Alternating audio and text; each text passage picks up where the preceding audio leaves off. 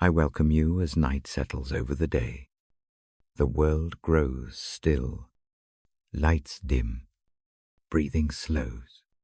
I sit with you now, and I invite a quiet.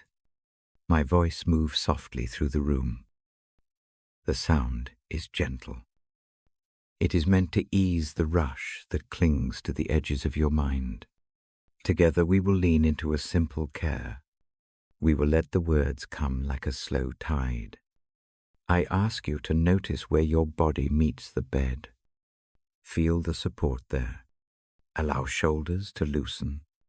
Let the jaw relax. Let the hands fall heavy. This is not a time for doing. This is a time for being carried. A soft lamp glows nearby. It casts a warm circle. You may close your eyes if that feels safe. If not, rest your gaze on a single point. Keep the breaths long. And even, I name the purpose of this hour. It is a living pause. It is a shelter for the weary. The Bible offers gentle promises. It offers presence that steadies the heart. No arguments live here. No lists of tasks. Only tenderness and rest. Mercy finds the tired. Hope rests beside the small and the broken. I read so that words may find their way to places that ache. Listen to the rhythm of my voice. Each phrase arrives with calm. Each sentence moves slowly. There is no rush. If your thoughts wander, that is natural. Notice them without judgment and let them go. Think of them as leaves on a stream. Watch them float and fade. Return to the breath. Inhale. Exhale. The room breathes with you. Around us, night carries sound in dim ways. A distant clock ticks. A neighbor shifts in their sleep. A soft wind touches the window. These small sounds are part of the tender hush. They do not interrupt. They weave into the quiet of this place. The world is not finished. It continues to hold us while we rest. I set this time apart as a gift. It is for healing and for calm. The words I will read are chosen to soothe. They do not press for answers. They carry simple assurances.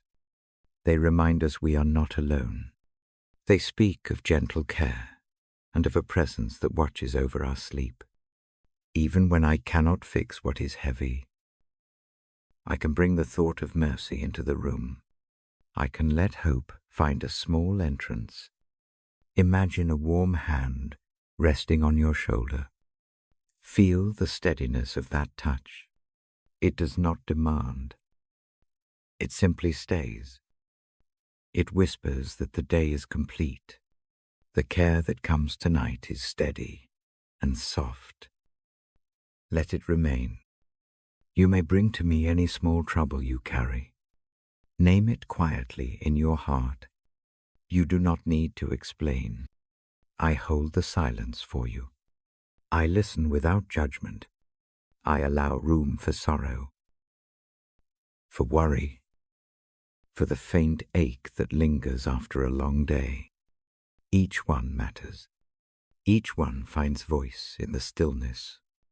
Together we offer those things up to a calm larger than ourselves. I keep the language plain. I will speak in steady lines that rest on the ear. Each sentence is short. Each image is mild.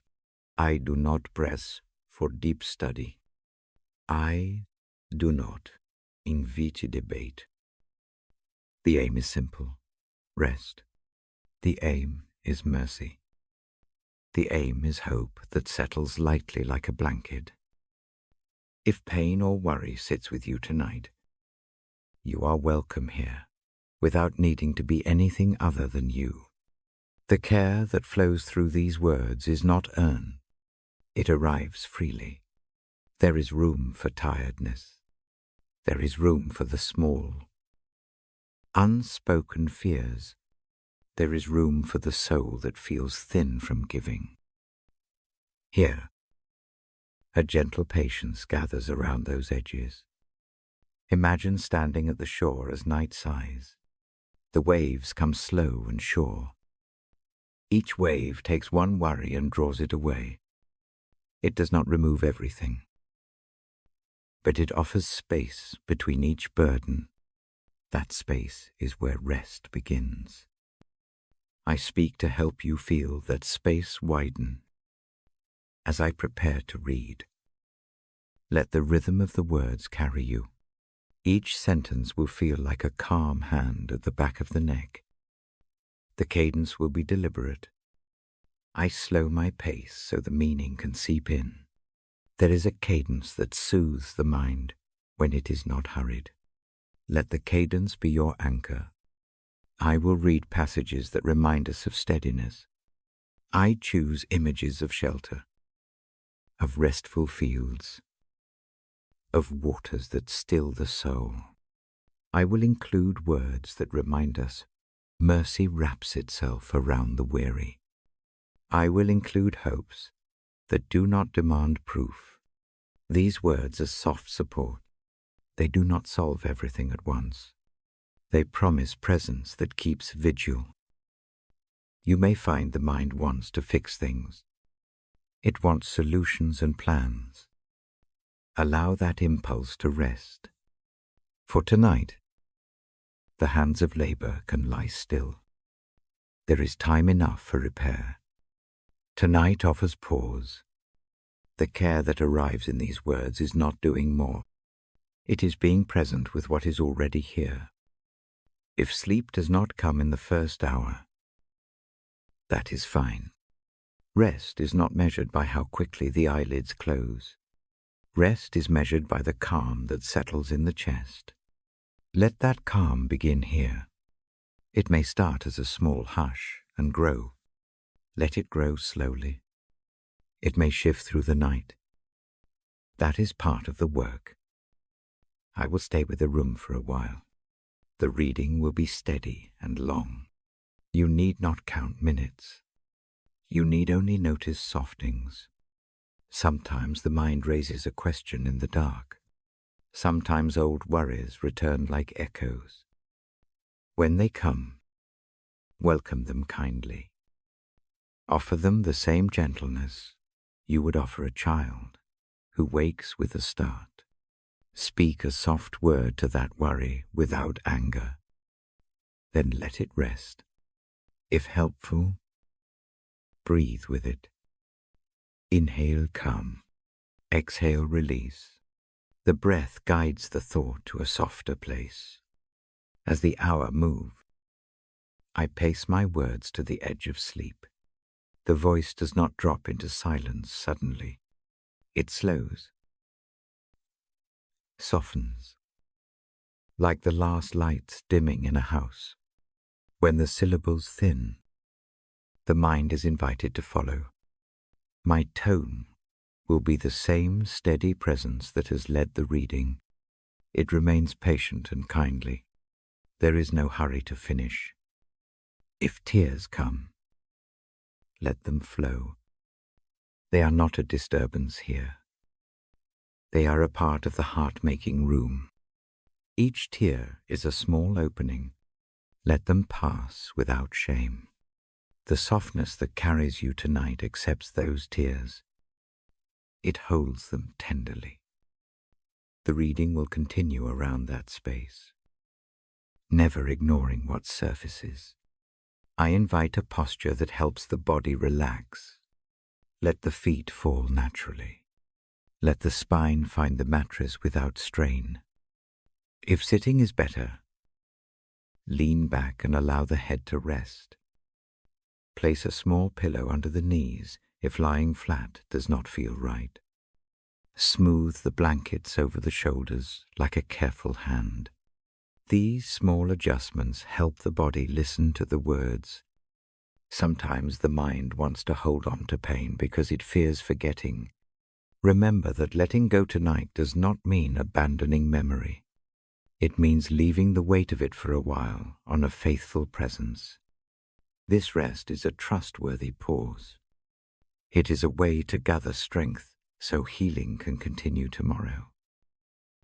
I speak now of light in the dark, not a harsh glare, but a calm radiance. That light is like a lamp at a bedside. It does not chase shadows away with force. It simply reveals a safe corner to rest in. The words I read are that lamp. They show the shape of mercy and the outline of hope. They remind us of a steady presence that watches while we sleep. There will be moments when I pause between passages. Those pauses are intentional. They give the heart time to receive.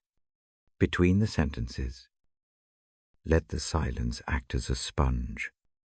Let it soak up the worries. Let it soften hard places. In those small gaps, the words echo and find a home in the quiet. Weariness can be stubborn. It can cling like a cold cloak. Tonight, permit a slow unwrapping. Allow each breath to loosen a fold. Allow each calm sentence to ease one small coil of tension. There is no need to hurry that unwrapping. It knows its own pace. I will match it. The promise that carries us is simple. It is not a heavy doctrine. It is not a demand. It is a steady assurance that rest is permitted, mercy is available, hope is near. These truths do not require polished faith. They exist for the tired and unsure. They arrive like a warm cup in a cold room. As I read, allow images to rise softly. Picture green fields resting under a wide sky. Picture a quiet stream beside a path you once walked, returning to that steady flow. Picture hands that have held you through losses and small wins. Steady as ever. Let the mind's eye rest on these gentle scenes. They are anchors in the darkness. Tonight I stand with you at the threshold of sleep. I do not hurry you across it. I only stand nearby, reading words that fold like blankets. The words carry care. The words carry a gentle reminder. Rest is a gift. Rest is allowed. Rest is a place where mercy meets weariness. As the reading begins, allow the world outside the room to blur. The day's concerns stay at the door.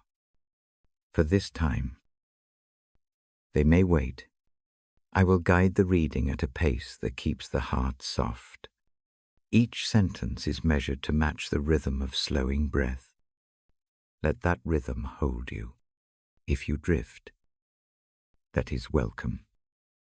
If sleep comes, lead it. I will continue until the reading finds its natural rest. There is no expectation to remain awake. There is only a quiet presence. Know that you are not alone in the night. You are held by a steady care and by the words that come now. When you are ready, close your eyes or soften your gaze. Allow the breath to become gentle and even. Rest the head. Let the shoulders drop. I begin now to read with a slow, gentle cadence. Each passage will be an invitation to peace. Each phrase will arrive like a small lamp. I will start with words that call the heart to calm. Listen. Breathe. Let the words settle. The night is here to give rest. I will read until the room finds its own hush. I begin with a psalm that invites the heart to rest. My voice stays low. Each sentence comes like a slow step into a quiet room. The image is simple. A shepherd leads to wide, soft grass. Feet find solid ground. A small stream runs beside the path. The water is calm. The pace is gentle. The presence is near and steady. No hurry presses on the skin. A quiet warmth spreads across the shoulders. Breathe in. Breathe out. Picture green places without strain. Let the picture hold for a moment. Feel the weight of the body on the bed. Let the breath trace the path of the stream. Each out-breath loosens the jaw. Each in-breath lifts a small hope. The voice speaks of care that tends to steady needs. This care watches the wound without rushing to fix every detail. It stays. It tends. A hand guides with softness. Paths become clear by slow steps. The idea is not to erase memory. The idea is to accompany it until the chest finds ease. Imagine lying by the water. The water moves in tiny, even movements. The small ripples are like the slow rise and fall of breathing. Let the mind match that rhythm. Let the shoulders slide into the mattress. Let the face go slack. There is permission here to stop doing. The world can wait until morning. The psalm whispers of protection in a hushed voice. It says comfort comes in quiet ways. It mentions a staff and a steady hand as gentle aids. These are images of guidance, not force. They point toward a presence that steadies rather than startles. Picture light, like a small lamp at a bedside. It does not scorch. It simply offers a safe pool to look into. A table is set in view. Food and simple care sit there. The presence pours out anointing that soothes the edges, left raw by the day. There is more than enough for night. The cup is full beyond measure, and peace flows around the edge. Let that fullness wash a tired place. Let it smooth the places that feel frayed. There is an image of company that remains. Goodness and mercy walk beside the feet. They are not distant ideas. They are steady companions. They follow quietly, step for step. The path ends at a house of rest. The promise is gentle. It simply says there is a place to stay overnight. No demand, only shelter. Now the voice shifts to a psalm that names refuge. The picture changes to a shelter built in the hush. It is strong, but not harsh. Stones stacked to keep out storm. Inside, the air is cool and slow. The heart can unclench. Safety comes in measured ways. One can breathe in without bracing for the next blow. Outside, there may be noise. Inside, a steady hush remains. The psalm says, help is present now. That help is not far away. It leans close in simple gestures. Imagine a friend rubbing the shoulders. Imagine a hand covering the back of the neck. These small touches say the same thing: you are seen and you are kept. Breathe slowly. Count 3 breaths in.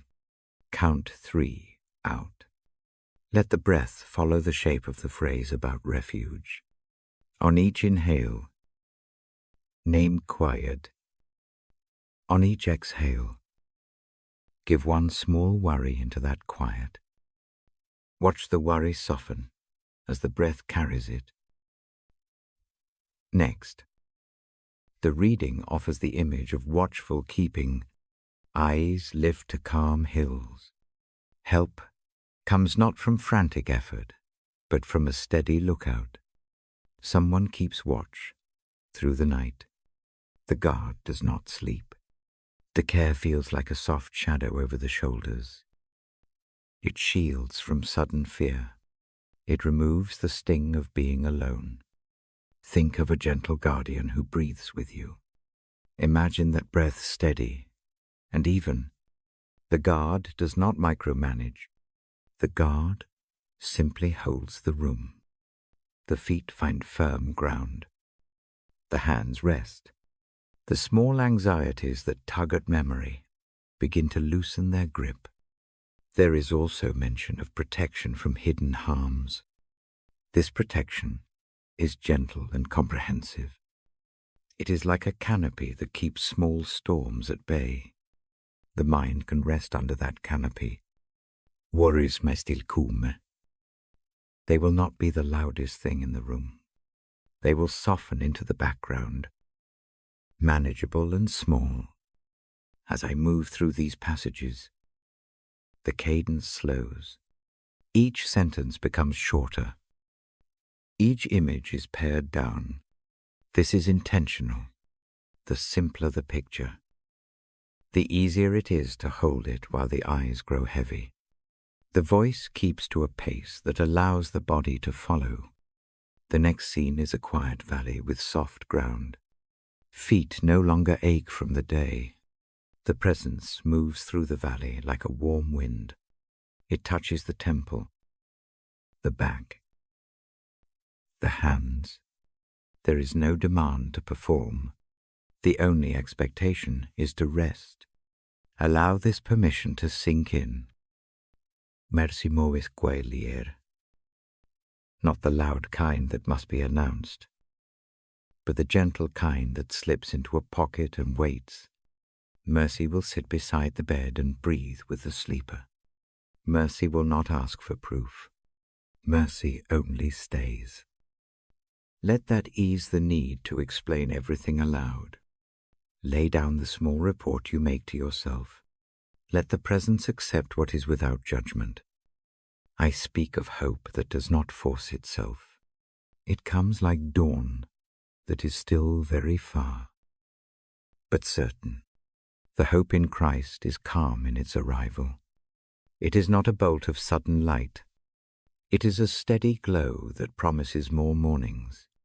Feel the promise as a soft thread at the base of the neck. It is unassuming and real. If grief is present, it is welcome in this space. The words do not erase tears. They hold a place for them. Let each tear roll if it must. The room makes room. The tears are allowed to fall and to be received tenderly. There is no hurried clean-up here. The soft presence accepts the wetness of sorrow. I slow the reading further. The sentence is narrow like paths between tall grass. The voice uses fewer syllables. Each phrase becomes a stepping stone. Pause on each stone. Feel the ground. Notice the small ease that arrives after a slow breath. Let awareness slide into a broader quiet. Sometimes fear tightens the chest. When that happens, place a hand where the heart lies. Press gently. Breathe into that small weight. Imagine the warm hand of presence resting there as well. You are not asked to fix the fear, only to share it. Shared things often feel lighter. The Psalms speak of rest as a gift, not a reward, not a measure of worth. A simple gift. Given, receive it like a small wrapped parcel. Open it slowly. Inside is a calm breath. Inside is a small lamp. Inside is a soft promise of keeping. Let the hands of night unwrap this present slowly. Let the mind picture slow water again. The stream keeps returning in the readings. Use this image as an anchor. Each time the mind pulls away, Bring it back to the water. Notice the light on the surface. Notice the tiny reflections that look like stars. None of these reflections demand interpretation. They merely exist and are lovely to see. At times, I speak of steady companionship. It is not loud company. It is like someone at the foot of the bed, breathing the same rhythm. Their presence is enough. They do not speak. They do not ask for a confession. They only exist with steady warmth. Let this companionship soothe the parts of the night that feel cold. If the body resists sinking, try a small change. Lift the toes. Release them. Turn the palms upward for a moment. Feel the weight of the covers. Let a small sigh escape. Sighing is an honest act. It tells the body it is safe to relax. Allow one now. A gentle exhale slides down the spine. I keep the language plain. The images remain within easy reach. No complex arguments. No heavy doctrine.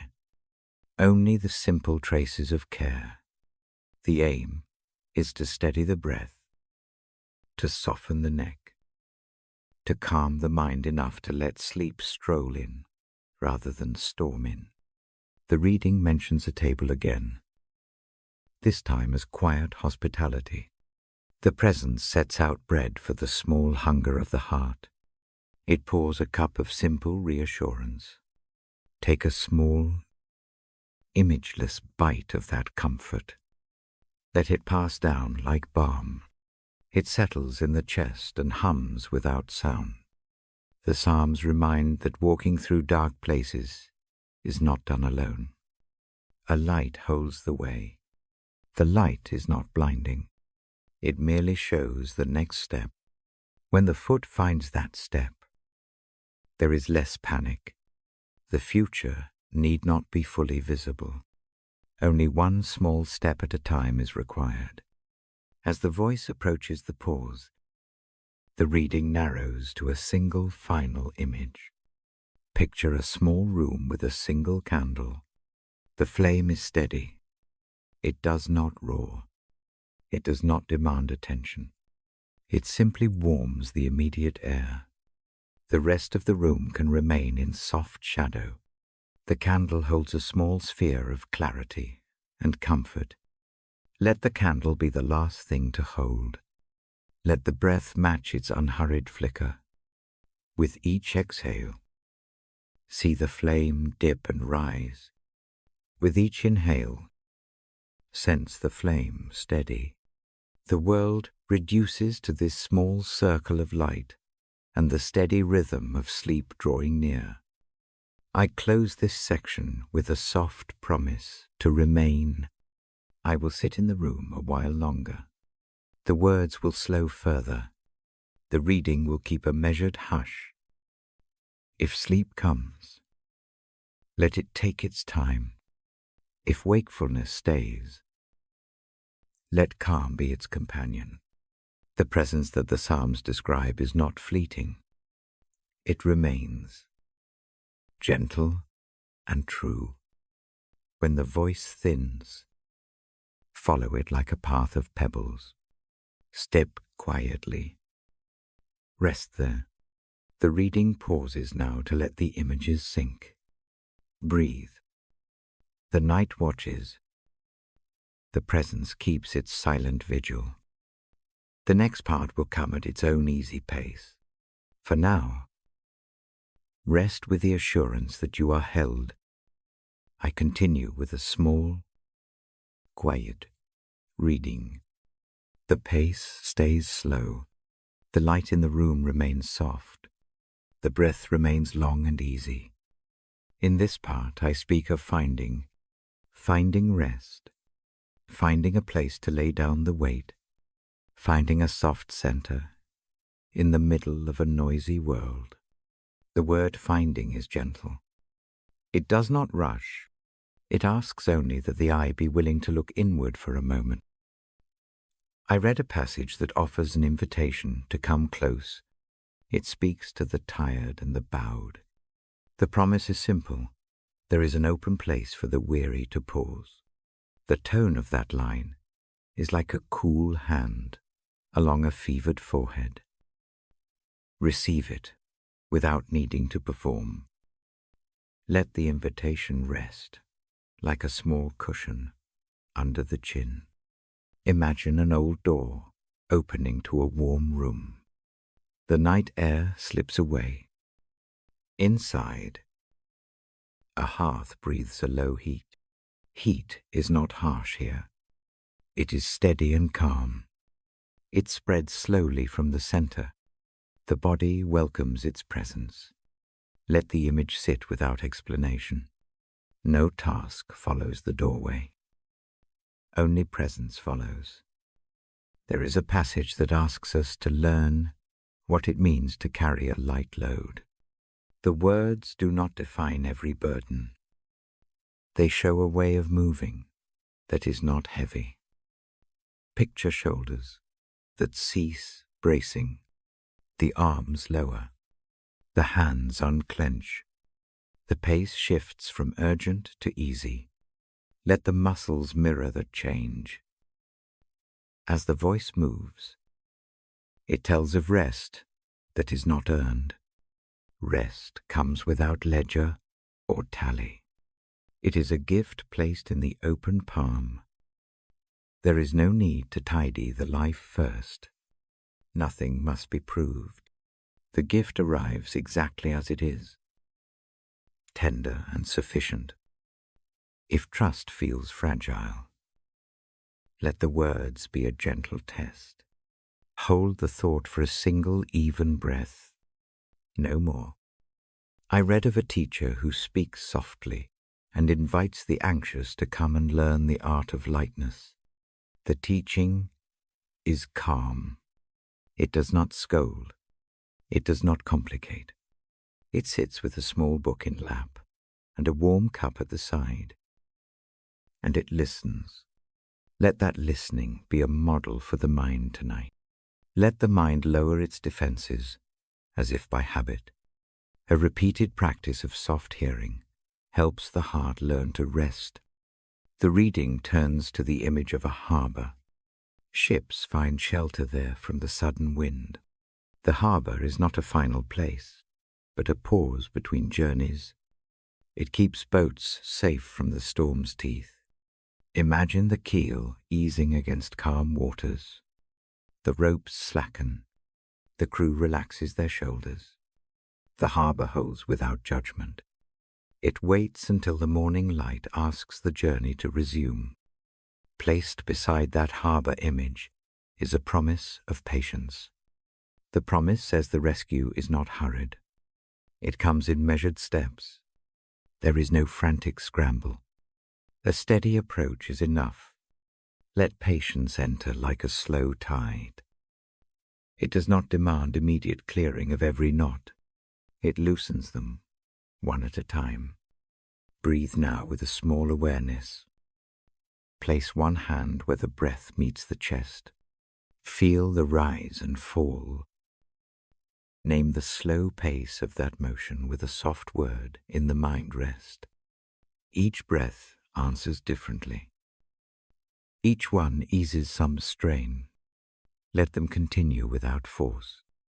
I offer an image that is new, a woven blanket made of many old fabrics. Each patch carries a memory. Some patches are bright. Some are frayed. The blanket is whole because of its variety. It is warm because of what was once worn and then redeemed. Lay that patchwork over the shoulders in imagination. It does not hide the past. It holds it gently. And thus, it becomes easier to lie down. There is also a thought about small discipline, not the kind that tightens, but the kind that frees. A slow bedtime habit can become a gate, closing the book, turning off the lamp, folding a small worry and placing it on the nightstand. These little motions tell the body the day is over. They do not fix everything.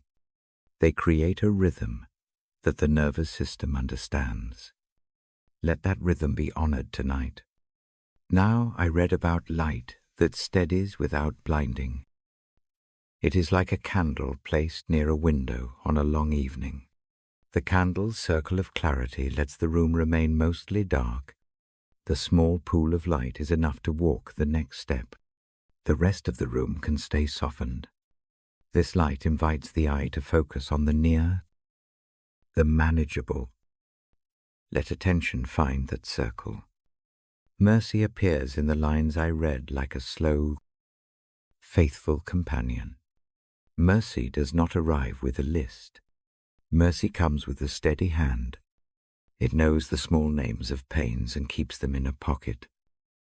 It does not demand an accounting. This presence hears the silent ache and answers with simple company. If shame is present, mercy sits gently beside it and acknowledges without accusation. There is a place in the reading that names sorrow as part of the night. It allows tears to come. It does not hurry them along or call them weakness. Tears are a language of release. If they fall, let them do so into the blanket's fold. Let them be noticed without fuss. The sound of one breath after a tear often carries the shape of a small easing. The voice now slows more. Sentences shorten.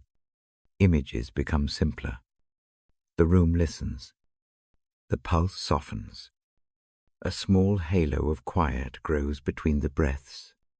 Inside that quiet, the mind can lower its defenses. It may take a long time to do so. That is fine. The reading proceeds with patience. I speak next about trust that looks like a small step. It does not leap. It does not pretend to see the entire landscape. It simply moves the foot to the next safe place. When the body feels uncertain, the mind can make one tiny pledge to take one small, restful action tonight. Perhaps it is closing the eyes for 5 minutes. Perhaps it is loosening the jaw. Perhaps it is naming a single thing the body no longer needs to hold. Small steps teach new paths. The text I read paints a picture of sheltering arms, not as a metaphor that must be analyzed, but as a felt reality for those who are tired. Imagine warmth at the shoulder blade. Imagine the soft weight of a hand that says, "It is okay." No proof required. No great sermon waits to be heard. The hand is enough. Let the body respond like a child who stops trembling when held. I gently remind that rest is not only for the absence of work, it is for the healing of the soul. The body may sleep, but the heart also needs its own quiet. The words I read tonight are, for that quiet, they are given, so the heart can unclench and the mind can learn a softer cadence. Healing comes in small increments. Each night offers its own small portion. There is a passage that talks about the present help. It says help attends closely. It is not distant or uninterested.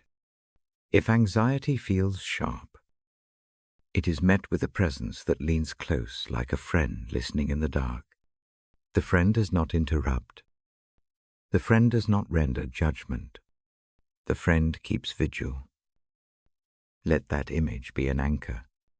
When sleep resists, the reading suggests an action of surrender, not an act of giving up, but an act of handing something to another care. Picture, placing a pebble into a stream. Watch it go. It does not disappear from memory. It simply moves into a current that can hold it. That is the shape of surrender here. It is small and steady. The voice then offers quiet encouragement. It says this small comforts count. A single gentle thought. A single steady breath. A single lived moment of trust, these matter. Rest is built of small things. Do not discount them, because the world measures only great deeds. Let the small things be enough tonight. A short breathing exercise follows the reading. Breathe in for a slow count of 3. Pause. Breathe out for a slow count of 3. Repeat a few times. The body begins to match the slow mathematics. The mind often follows. If attention wanders, return without sharpness to the count. Counting is a soft frame. It does not demand artistry. It only guides the breath. Continuing. I read about a steady presence that watches over the night. That presence keeps watch not out of suspicion, but out of care. It notices the small tremors and the long sighs. It does not rush to fix everything at once. It holds the view that truth will be tended over time. That patient keeping allows the worried parts to slow down. There is solace in small images of return. A traveler comes home and empties pockets of stones picked up along the road. Each stone is placed on the nightstand as a memory. Some are heavy, some are pretty. The traveler does not throw the stones away. They are acknowledged and set down. The act of setting down is itself rest. I choose images that do not demand a quick conclusion. The reading is an invitation to stay in the slow work of settling. It does not press for answers to large questions. It offers, instead, the practice of rest. Rest is a practice. Like any practice, it grows with repetition. The night's practice begins now. As the passage draws nearer to a pause, the speech softens further. Words thin to essentials. The rhythm of the voice matches the breath. The room grows calmer. The sense of being accompanied deepens. Even if sleep does not come immediately, the care remains. There is no deadline. There is only presence. I end this section with a promise to linger. The voice will sit in the room for a while longer. The next part will come when the pace allows. For now, the focus is on finding rest. Finding a place to set down worries. Finding a slow rhythm that can be carried into tomorrow. Close the eyes if that feels right. If not, let the gaze soften. Breathe in, breathe out. The presence in these words waits with you. The next reading will arrive when the hour calls for it. Until then, remain held. I sit with the book on my lap. The lamp keeps a small circle of warmth. I turn the pages and let the words find the room. Tonight I choose a line that asks for gentleness toward one another. The line asks kindness and forbearance. It calls forgiveness. I read it slowly. The sounds fall soft into the hush. There is no sermon here. There is only an invitation. Breathe with me. Inhale. Exhale. Each breath makes room. Each breath loosens a tight place. The line about forgiveness is not a demand. It is a gift. It is an opening. I ask the mind to notice a single tight spot. It might sit behind the ribs. It might knot at the throat. Name it quietly in the mind. Do not speak it aloud. A single name is enough. Hold it gently, like a pressed flower. The name is allowed. It is not judged. It is simply seen. Now breathe out that tightness. Imagine it moving away on a soft current. Breathe in compassion. Picture a pale light filling the space that the tightness left behind. The light is kind. It does not accuse. It cleanses. Each out-breath carries weight. Each in-breath returns something mild and steady. Forgiveness does a small work. It does not remove memory. It does not deny pain. It offers another shape to what is carried. Think of the chest like an old cup. Forgiveness is the warm water poured in to rinse the dark places. The water does not discard the cup's marks. It simply cleans what clings to the rim. I read again. The words speak of forgiving as we have been forgiven. That idea settles like a lamp beside the bed.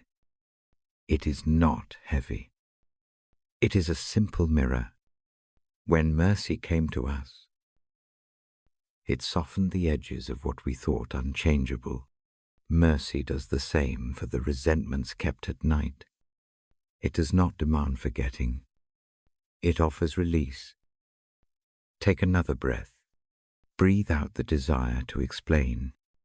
Breathe in the permission to rest from being justified.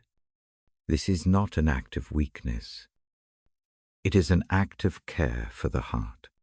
Resentment can be a small stone carried in a pocket. Forgiveness is the choice to open the pocket and let the stone fall into a stream. The stone does not vanish. It is simply allowed to lie elsewhere. The practice is quiet. It is not heroic. It is a series of small motions. If the thought comes that forgiveness means reconciliation, let that thought rest. Sometimes reconciliation follows. Sometimes it does not. Forgiveness is primarily for the one who forgives. It loosens the hands. It eases the sleep. Let that ease be enough tonight. I guide the breath a little longer. Inhale for a soft count of 3. Hold. Exhale for 3. With each outward breath, imagine an old map unfurling and then folding again. The lines soften. The roots seem less urgent. There is room to look up and notice the sky. Picture a window that has been fogged by breath and weather. Forgiveness is the slow wipe of a palm across the glass. Through the clearing, the stars are not suddenly nearer. They are merely visible. The view changes just enough to calm the mind. Now imagine a small child learning to let go of a toy. The grip tightens first.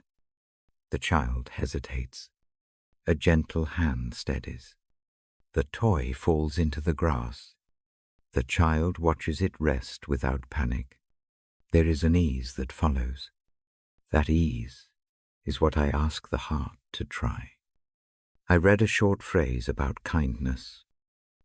It sits next to forgiveness, like a companion. Kindness is a soft step. It does not require grand gestures. A small act counts. A softened tone. A pause before answering. A hand that does not strike back. These little things change the shape of the night.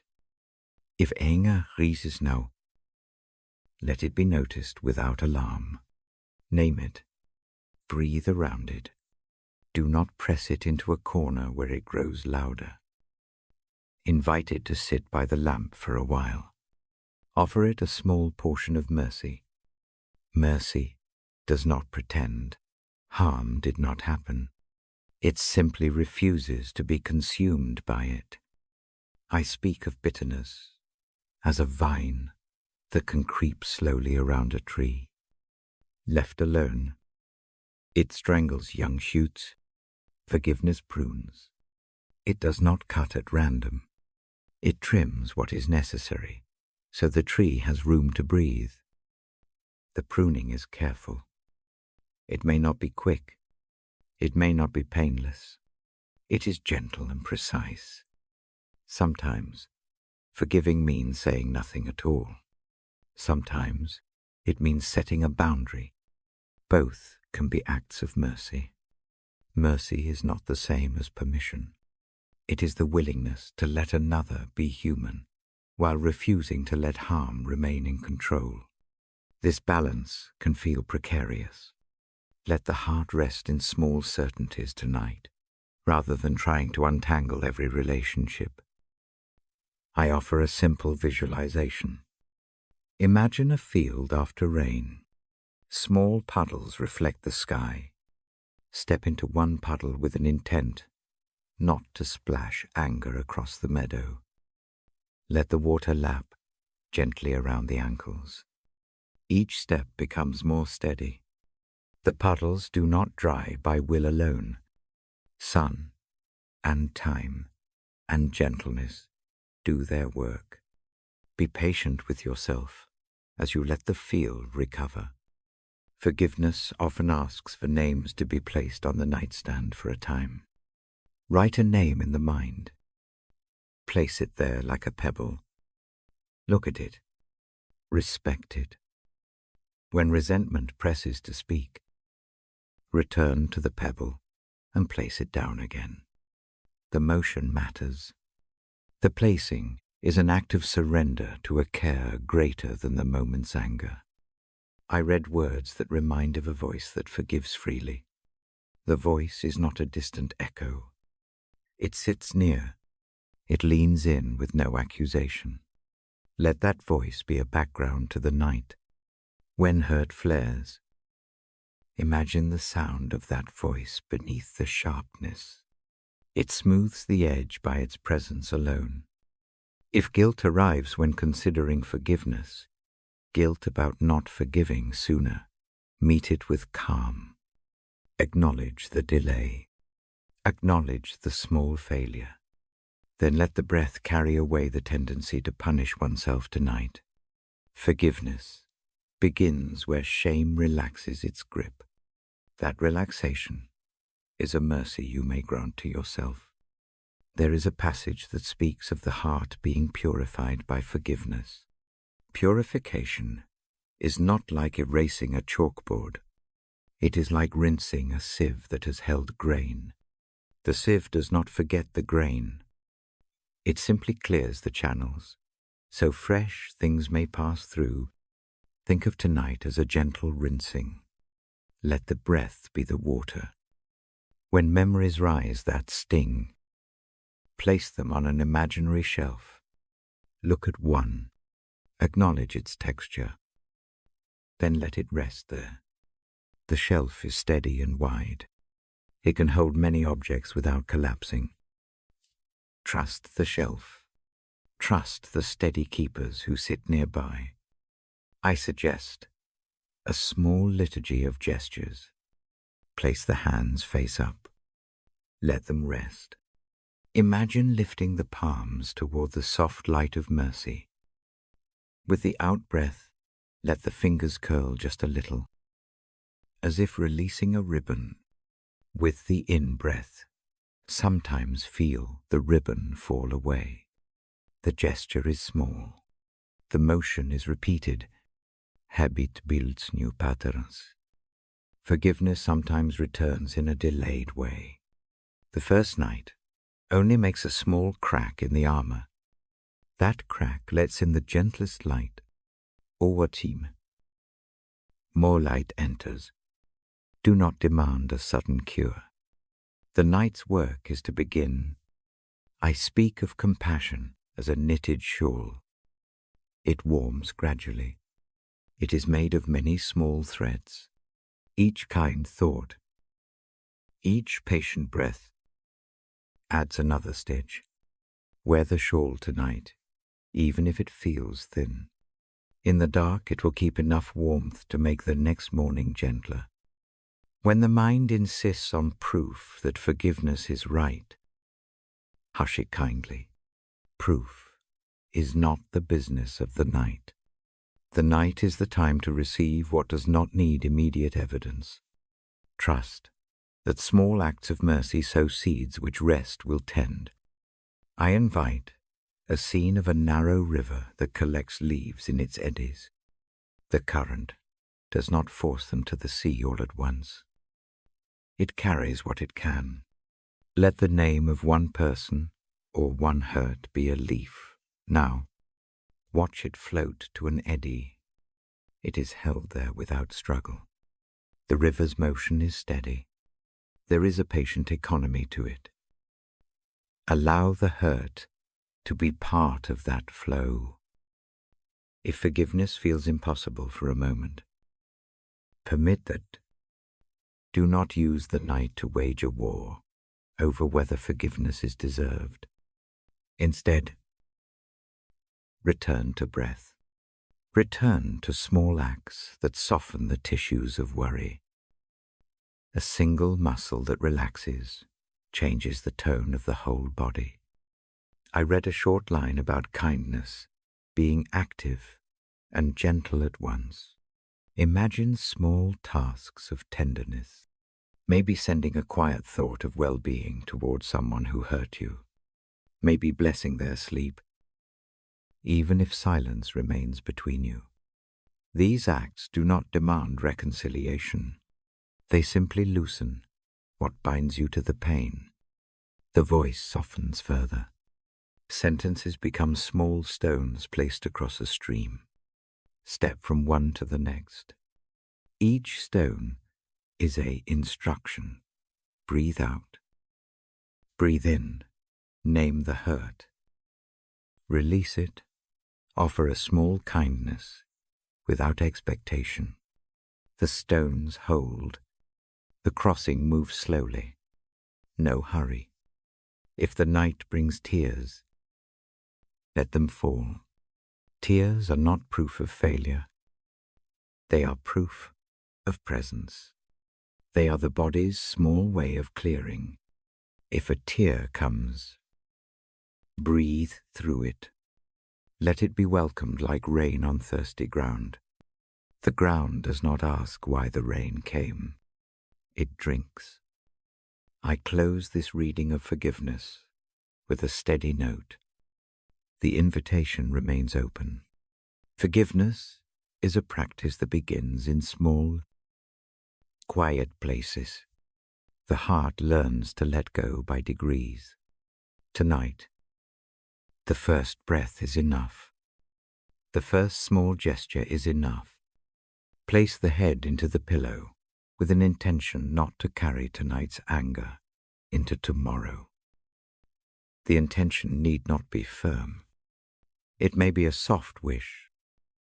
Let it rest in the temple like a small stone. The stone does not command.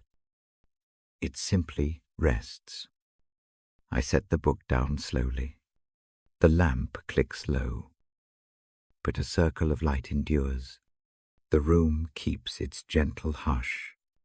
I remain nearby in this small work of rest and release. The next reading will come when the hour invites it. For now, breathe out what needs leaving. Breathe in a mild compassion. Rest in that simple exchange. The closing line is quiet mercy invites. Forgiveness releases. Rest follows. Let the night do its slow work. I stay with the room a while longer. The breath continues. The lamp keeps its watch. The heart, eased by a measured mercy, settles. I open the book again and let a calm settle into the room. The lamp keeps its small circle of light. Pages whisper softly as they turn. I name the thought that will guide this part: gratitude for grace. That idea rests like a small stone in the palm. Hold it gently. Breathe. I say the line simply: God works all things together for good. I do not expand it into argument. I let it hang like a quiet lantern. The words are not a guarantee against pain. They are an invitation to trust through the pain. Hear them as a soft promise. not a loud decree. There is an image that helps. Picture a weaver at a loom. Threads cross and recross in a pattern that looks chaotic from one side. The weaver sees the whole. From behind the frame the design is clear. The knots and frays belong to the picture. They do not ruin it. They strengthen it. Imagine your life as that tapestry. Some threads feel thin tonight. Some are bright. All of them matter. Breathe with the image. Inhale slowly. Exhale. See one thread that feels heavy. Name it without drama. Let the weaver's hands touch it. The thread does not vanish. It finds its place in the larger weave. The thought brings a small easing to the chest. Let the easing spread. I read in a voice that stays soft. Each sentence moves like a slow tide. I do not hurry the thought of grace.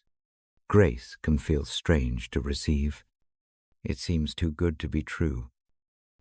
Yet it is offered without ledger. It requires no perfect answer.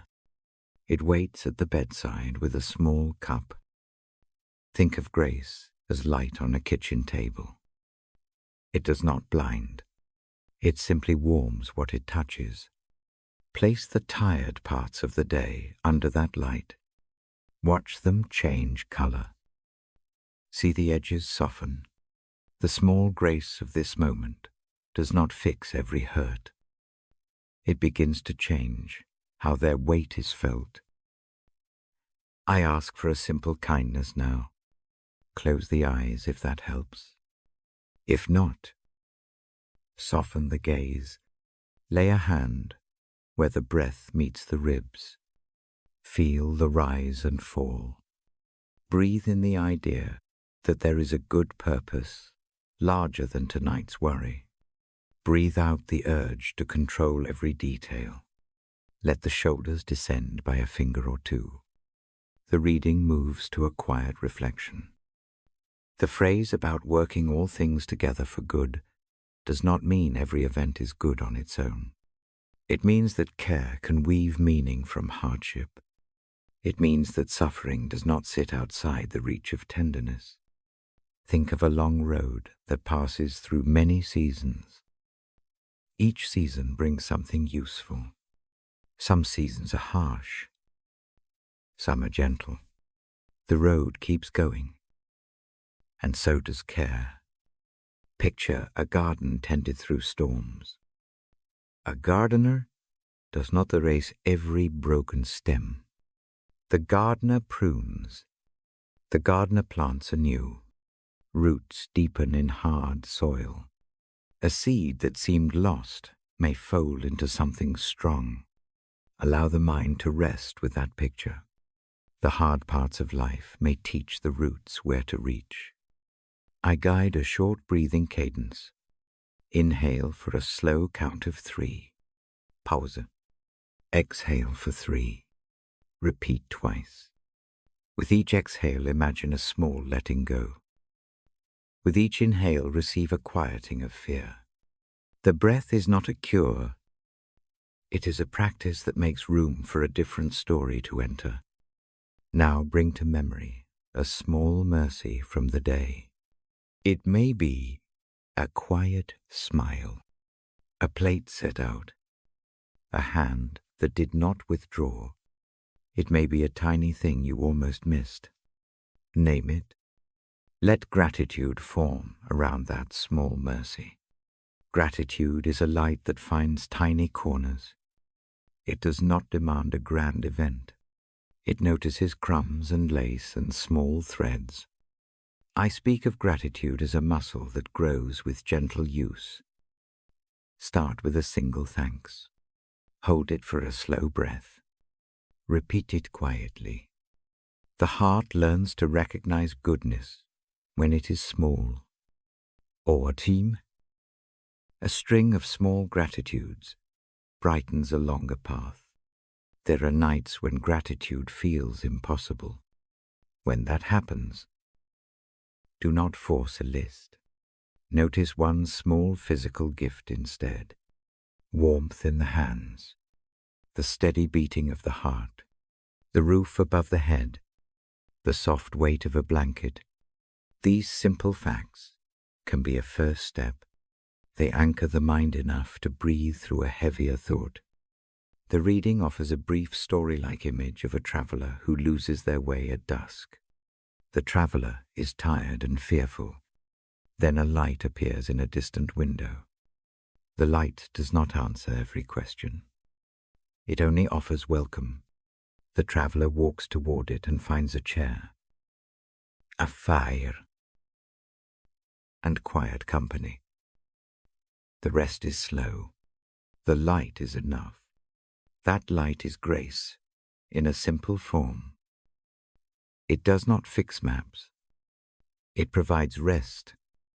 I speak now of trust. Trust grows from tiny steps.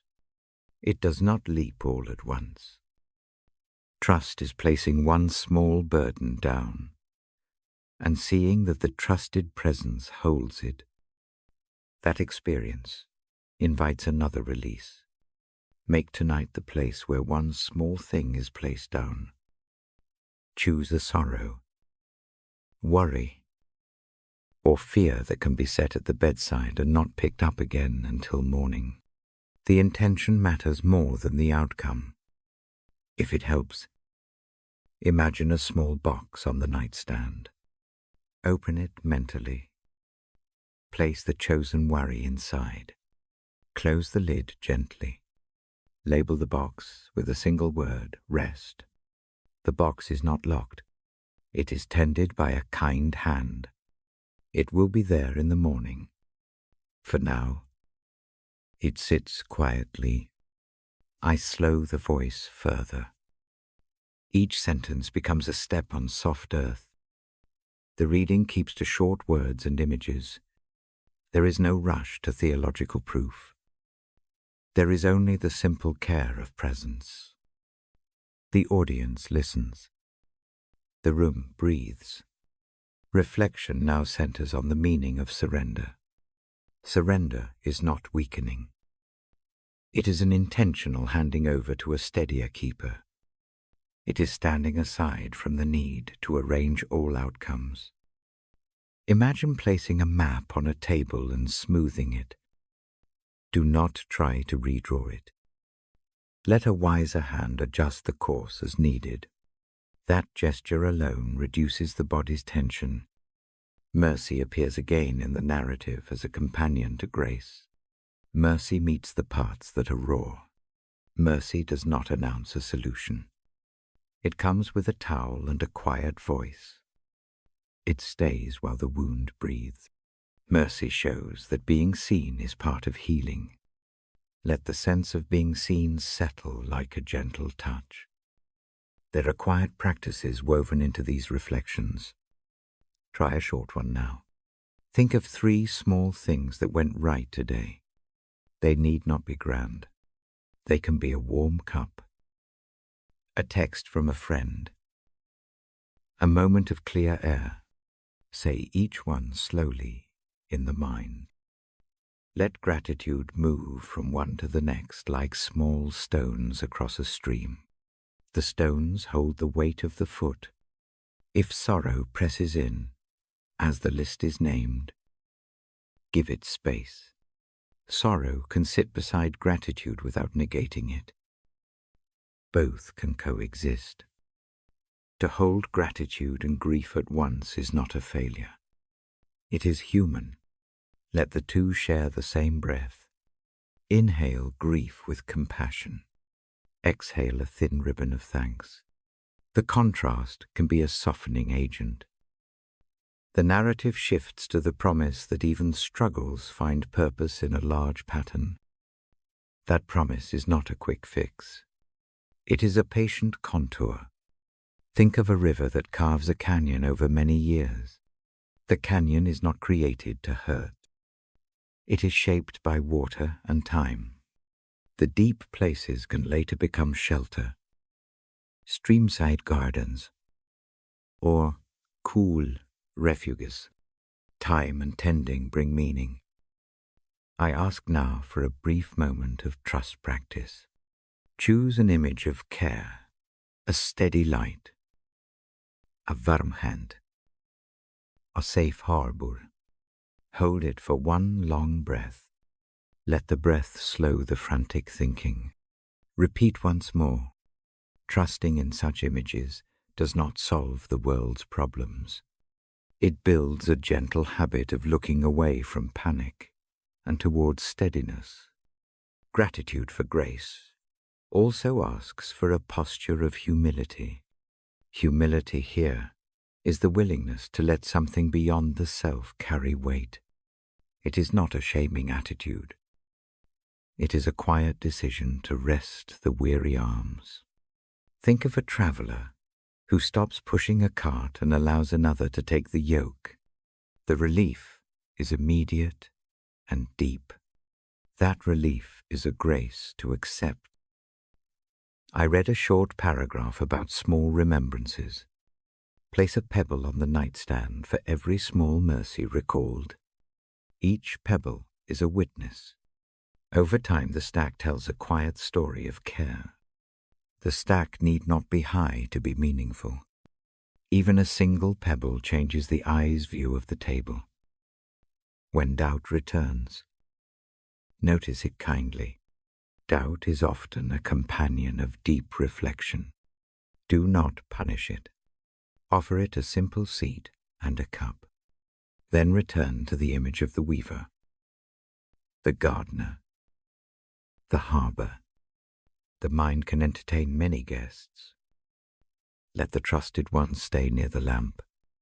There is a gentle invitation to bless the difficult stories with a soft word. Blessing them does not accept cruelty. It recognizes the possibility that good can grow even from pain. Place a blessing on one small part of the past today. It can be as simple as wishing for peace for someone who caused harm. The wish does not require reconciliation. It only opens a crack for mercy to enter. I bring the voice to a slow cadence and offer a closing practice for this section. Liquietly. Breathe in for 3. Breathe out for 3. On each inhale, imagine a thin thread of light entering at the crown and traveling to the place of tension. On the exhale, imagine the thread carrying that tension into a gentle current that moves outward, where it becomes part of the larger weave. Repeat this breathing 5 times.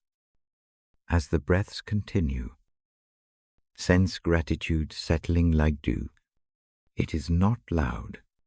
It is a presence that moistens the edges of dryness. Let it remain without effort. If sleep comes, allow gratitude and grace to be the last things carried into the dark. If wakefulness stays, let the two keep you company until the hour passes. I close this part with a small assurance. The promise of good woven through hard things holds quietly tonight. It does not demand full comprehension. It only asks to be trusted for a single night. Rest becomes possible when grace is received at the bedside. I set the book down slowly. The page turns with a soft sound. The lamp continues its watch. I remain here a while longer.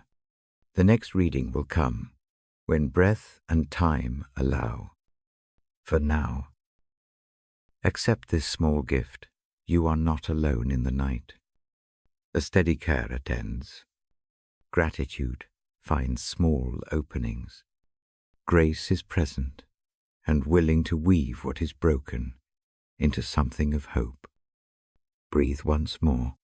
Inhale. Exhale. The room listens.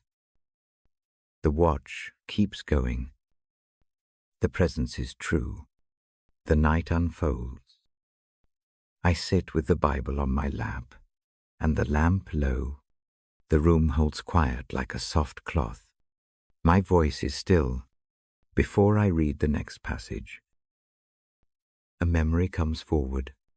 It steps lightly into the hush. I tell it now because it is small and steady. And it speaks of peace. A few years back, a rift grows between me and a family member. It is a slow thing. A small disagreement becomes a wider space. Words are said that bruise and then do not heal right away. We stop visiting. We stop calling. The silence grows like ivy along a wall. Each of us walks around it carefully and often clumsily. Nights come with a tightness in the chest. I keep reading at night. I do this every evening. The Bible becomes a lamp I carry into my sleep. One night, a short line rests differently on my ear. It is a gentle command to be quick to listen and slow to speak. The line sits like a pebble in my palm. I turn it over. I do not know how long I hold it. The thought of reaching out grows quietly. Reaching is small at first. I do not plan a dramatic reunion. I make a simple choice. I write a note. The words are plain. I tell the truth about my side. I name what I regret. I do not expect everything to change. I only offer a start. I fold the paper and go to the mailbox at dusk. The sky is wide and cool. The motion of walking helps the breath lengthen. The reply comes after a while. It is careful.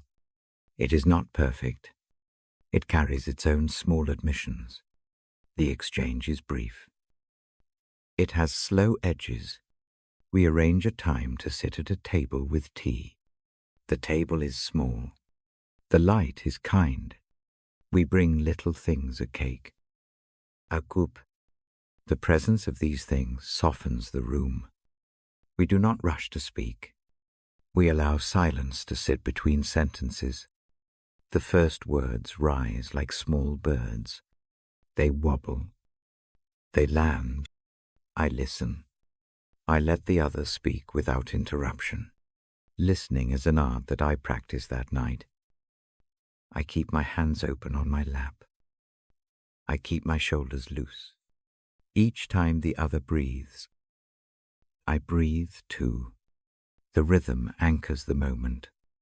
I do not demand an apology. I do not withhold one when it comes. I name what I did wrong. Naming is humbling. It removes the jagged edge of pride. The other names things too.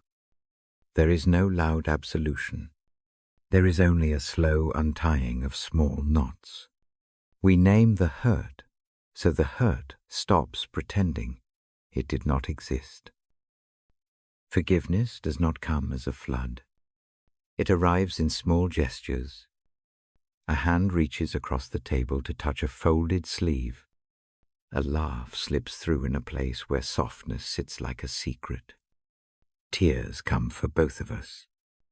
They are the honest kind that do not demand explanation. They pass and leave a clear place. The air feels less crowded. When we speak of God in that room, it is without heavy words. We speak of a quiet kindness that has watched us from the beginning. We say thank you without a sermon. The thanks is small and true. It is a part of the night, and it belongs there. After that evening, the repair is gradual. We do not fix every old pattern in one sitting. There are days when old fears return. There are nights when silence dips in again, like a low tide. But the habit of coming back is different now. We find ourselves calling about small things. We send short messages. We arrange to meet for a walk. The distance shrinks a step at a time. I am reminded of a tailor mending a worn coat. The fabric shows its history. The stitches are not invisible. They are honest and careful. Each stitch brings warmth to a place that used to chill. The coat does not become brand new. It becomes usable again. We wear it differently, with gratitude for its saving. Grace threads through that work. It is not a magic wand. It is a steady hand that sews the seam with patience. I feel it like a warm thread drawn through the fabric of our days. The thread does not erase the tear. It simply keeps the torn edges from worsening and makes the garment strong enough for walking again. When I read those pages in bed afterwards, the words sit alongside that memory. I read of patience and bearing with one another. The lines are gentle. They feel like a guide for my hands. Reading them becomes an act of practice. The memory of the mending family sits beside the words, and together they make a quiet map. There is a small ritual that follows. On Sundays, sometimes, we attend a quiet service together. We do not parade our reconciliation. We go simply and sit. The church is a soft place to be seen. We light a candle once in a while and leave it burning for no reason, save thanks. The presence of that single flame deepens the practice of peace. We learn to carry new habits. I stop keeping small lists of grievances. I stop rehearsing the worst in my mind. When a memory of the old quarrel comes, I let it pass like a cloud. I do not chase it down. I place it on a shelf and close the door. The shelf does not hold contempt. It holds the record of what happened. Small and factual, the family member and I make room for each other's imperfections. We accept that some expectations will change. We practice a gentler speech. We let politeness develop into a plain affection. It is not loud. It is a quiet stream that feeds small gardens. Once, when a trouble visits the other's life, I find myself rushing to help without debate. The old need to be proven right has cooled. Service becomes easier. I bring a bowl of soup. I sit in the same quiet room. The act is nothing dramatic. It is the kind of small care that changes the day. There are also times when we simply sit together without purpose. We water houseplants. We trim a hedge. Our hands move with ease. The shared tasks do not banish the past. They simply weave new threads into the cloth. Over time, the new cloth grows thicker than the place of the tear. Grace shows itself in mundane ways. A phone call to ask about medication. A short text when the weather is rough. The presence of attention becomes like a steady light on a small path. It does not blaze. It points. Sometimes, the memory of the quarrel surfaces in dreams. The chest tightens in sleep. I wake and name the old hurt as if one might place it in a small basket and carry it no further. Morning prayer becomes a place to lay the burden down. The habit of reading scripture at night becomes part of that letting go. The words steady the hand that lays things aside. I teach the practice to myself in quiet ways. When anger rises, I breathe and count back 3 times. I step aside. I ask for a moment. The delay helps. One small breath will often make the loudness shrink. A soft question works better than a sharp retort. These changes are small, but they matter. I notice how the other person changes too. They learn to be patient with my slowness. They do not demand perfect repayment for past wrongs. We meet each other where we are. The shared mercy becomes a rhythm we both learn to follow. It steadies the heart. peace in that relationship teaches me something wider. It softens the way I carry other burdens. I find it easier to be gentle with strangers. I listen more and hold judgment less.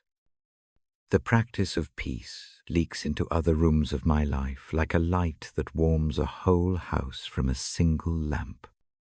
Sometimes I read aloud from Scripture to them. We do not analyze. We sit and hear the words like old songs. The passages about patience and kindness rest on ears that have learned to listen. Reading together becomes a quiet habit. It is as if the words glue small splinters into place. We have not forgotten the pain it took to get here. That would be dishonest. The scar remains. But the scar is like a silver seam in a repaired bowl. It marks where the break was. It also shows where the mending happened. The object is still useful. It even holds memories more tenderly now. I am careful not to romanticize this story.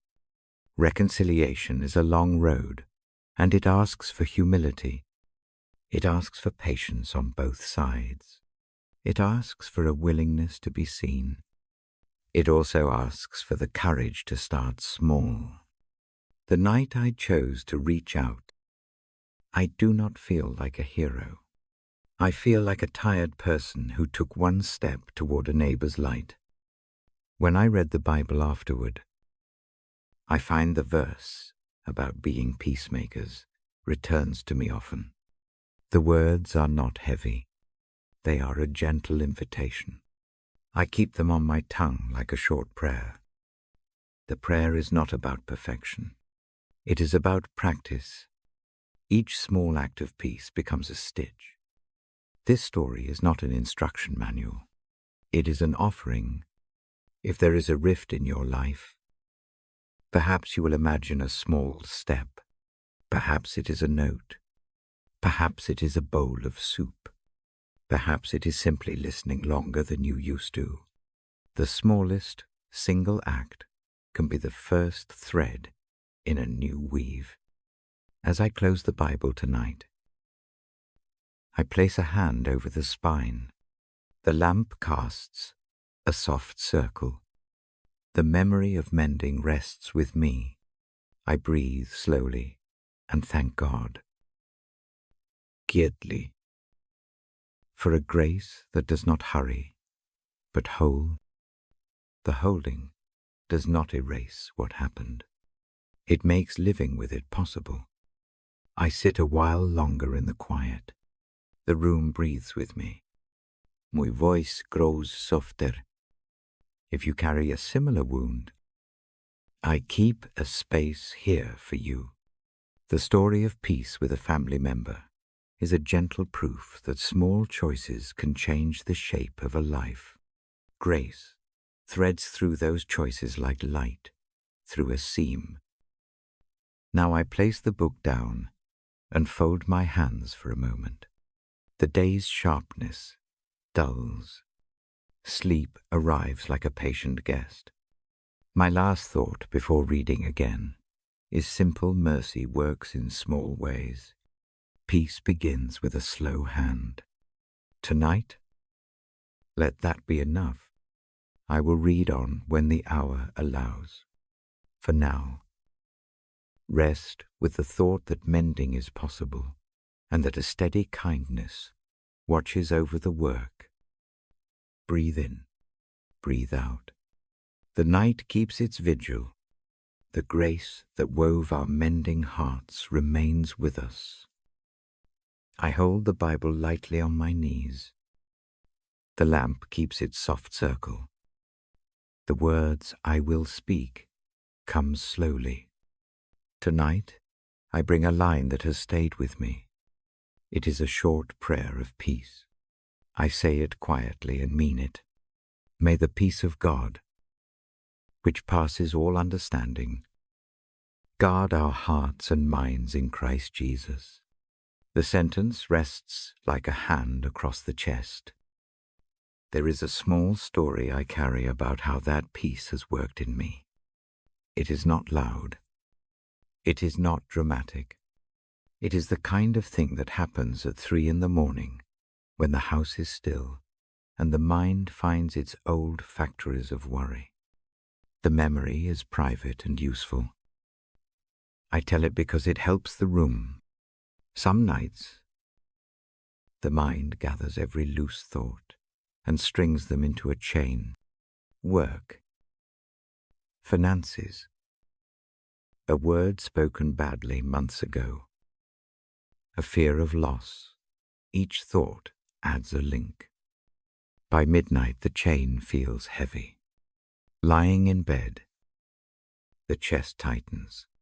The breath becomes shallow. The lamp across the room seems too far away to reach. I learn one practice in those hours. I read a short verse aloud to myself. I do not try to explain how it works. I only do it. The voice is soft. The verse is the sheltering phrase about peace. I repeat it like a small chant. The repetition is not magical. It is a simple habit. The breath lengthens. The chest eases its grip. What changes first is not the world. The bills remain. The tasks remain. The fear does not vanish. What changes is the way the fear sits in the body. It stops being a clenched fist. It becomes a thing that can be named and placed down.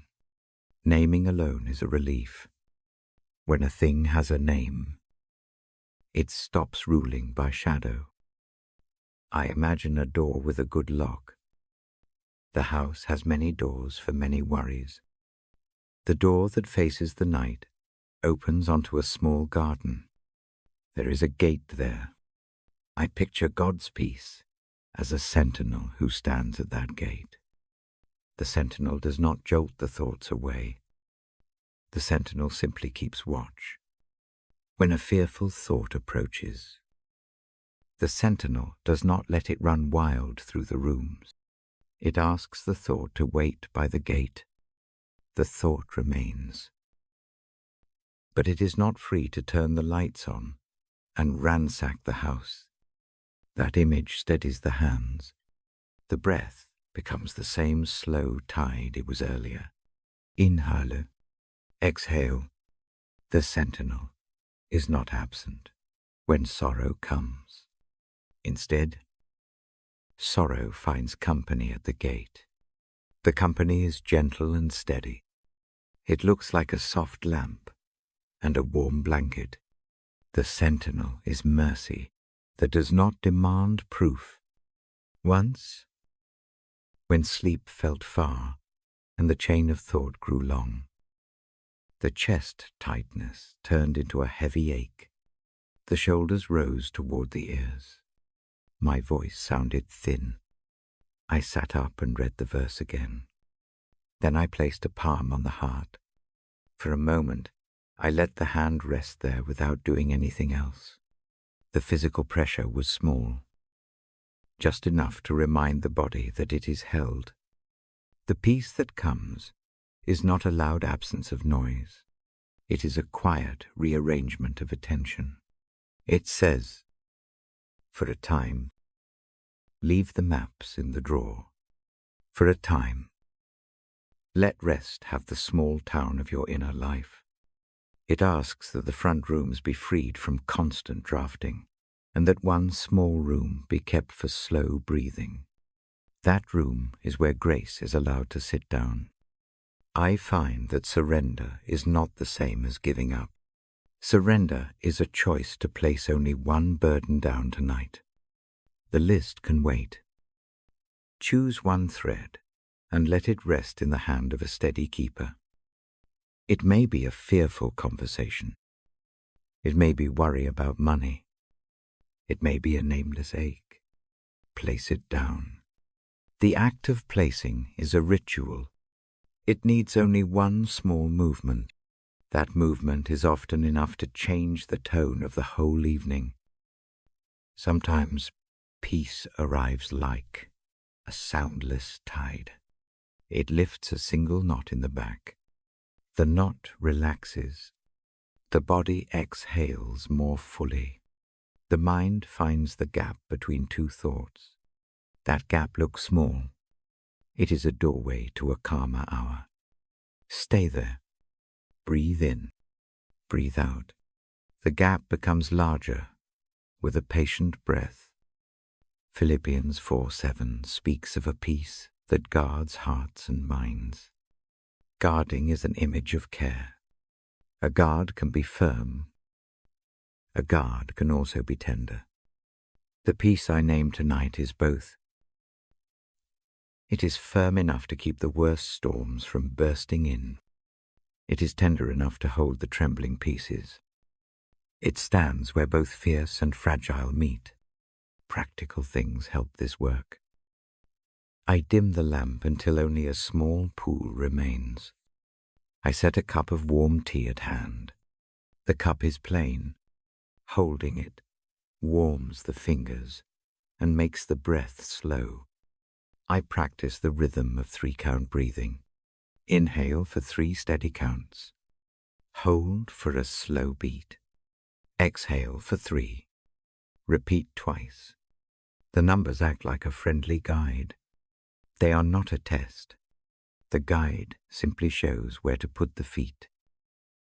If intrusive thoughts come, I name them gently. Name, then place. The naming is not a lecture. It is an acknowledgement. A named worry is less wild. I imagine shelving it on the nightstand. The shelf is made of patience. It is broad enough to hold many small things. The shelf does not require perfection. It asks only for honesty. At times, the mind protests that this peace is false. It argues with the night. Let it argue. Do not join. Listen with a small kindness. Keep the lamp where it is. Read the verse again like a short refrain. The refrain acts like a tether. It pulls the mind back without force. There is a night, I remember, when the sea of anxiety almost swallows me. It is a familiar rhythm for some. The breath shortens. Thoughts come like a storm. I stand at the bedside and read a paragraph from the Gospels. The words are not a reasoned solution. They are a steady hand. The old panic loosens its hold, not because it had nowhere to go, but because another presence takes the center. The presence is stillness itself. It does not push. This peace helps the mind sleep in small pieces. The hours become less an enemy and more a companion. The dark is not only threat, it is also a quiet doing place, where small repairs happen. In the morning, the knotted places feel softer. The heart holds its form differently. I speak of this peace as a guard, because that is how it feels in the chest. It watches. It keeps. It does not remove the facts of life. Rather, it keeps them from multiplying into a thunderstorm inside. Tasks remain. Grief remains. Yet the pace by which they press into the soul changes. One small practice accompanies the verse. Before lying down, I write one sentence. The sentence names one hope for the next day. It can be small, a walk, a goal, a quiet hour. The act of naming a single, small hope shifts the mind from a long list to one manageable thing. The list can wait. The single hope is a handle to grasp when waking feels heavy. It becomes a gentle promise to the self. Sometimes, the scripture I read is a short psalm that returns again. The psalms know how to hold sorrow. They give language to grief and praise alike. When I read them in the night, they give the heart permission to be honest. Honesty under a lamp is different than stormy honesty in daylight. It is softer. It can be simple. It can be restful. There is a delicate difference between numbing and peace. Numbing hides the pain. Peace meets it kindly. Numbing pretends it is gone. Peace attends to the pain without letting it dictate the whole evening. If a numbness sneaks in, I choose noticing over suppression. I feel without being overwhelmed. The body listens. The breath leads. The presence of God's peace often looks like company in the room. It is an unflashy company. It sits and does not demand to speak. When the heart is loud, that company hums low. When the night is still, the company keeps watch quietly. The feeling is of being kept, not of being isolated. If fear is relentless, a small prayer can help. It is short and concrete. It is not an argument. It is a hand offered in the dark. I say it without ceremony. The prayer is enough to call the guard to attention. The guard does not always remove the fear, but it stands close enough that fear cannot overrun the house. I have noticed a subtle change over time. The more the verse is practiced like a breath, the less the fear grows as a wild thing. It becomes smaller. It becomes a thing that visits, sits at the gate for a while, and then leaves. The guard does not shame it. The guard waits. This waiting teaches patience to the heart. There is a final thing I do before closing the book for the night. I place a hand over the heart. I whisper a simple thanks for the small mercies of the day. Thanking is not a big liturgy. It can be a single candle lighting inside the chest. The candle is not to ignore hardships. It is to give space for light to exist, even when shadows remain. The guard of peace keeps watch. The heart rests a little. The mind loosens a few of its tight fists. Rest arrives not as a demand, but as a welcome. When sleep comes, it is not forced. It is invited. The invitation is patient and kind. I close the Bible gently. The lamp glows a little while longer. The verse rests on the tongue like a slow song. May the peace of God, which transcends understanding, guard our hearts and minds. Let that prayer be a small lamp tonight. Let it stand at the gate. Let it keep watch. Breathe once more. Inhale. Exhale. The room listens. Peace keeps its silent vigil. The night is allowed to be restful. I lift the Bible again. The lamp keeps its small pool of light. My hands are steady. The room listens. Tonight I turn to a passage that feels like a deep breath. It speaks of renewal.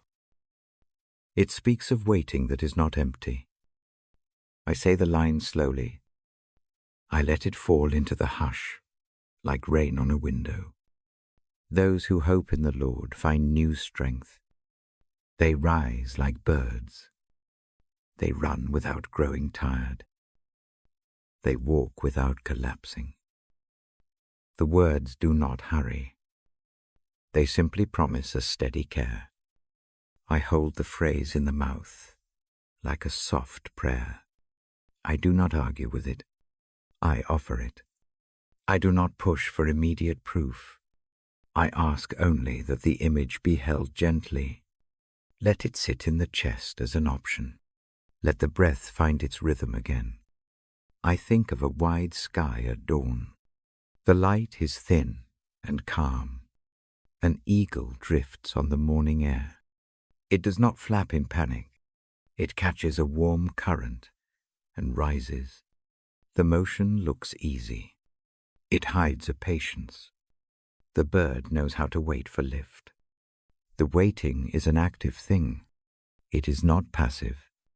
The eagle places its wings and allows the air to do the work. Picture it now. The wings spread slow. The wind holds. The bird moves upward without force. I ask the mind to watch that lift. Notice how the motion begins with a small trust. The bird trusts the current. It does not clutch the sky. It opens itself to support. Hoping God, sometimes, looks like that. It is not a frantic pushing. It is an opening. It is a posture, not a project. The posture allows help to be taken. Help does not arrive as a sudden fix. It comes as steady support that meets the tired place and bears it a little at a time. There is a friend I remember. They come into my mind like a quiet photograph. Months ago, they walk through a dark season. The shoulders are heavy. The steps are small. Nights come long and sharp. Prayer is not always words for them. Often, it is a small breath. Repeated, they do not expect recovery in a single sunrise. They expect a series of small mornings. One morning they tell me about a change. It is not dramatic. It is a tiny shift. They say they wake, and the weight at the chest is one finger lighter. They do not declare it cured. They name it as a lightening. Their hands unclench more easily. The change grows slowly over weeks. They begin to walk farther. They sleep without the same jagged dreams. The slow habit of trust becomes a rhythm. Hope renews strength in small measures. I tell that story not as proof, but as company.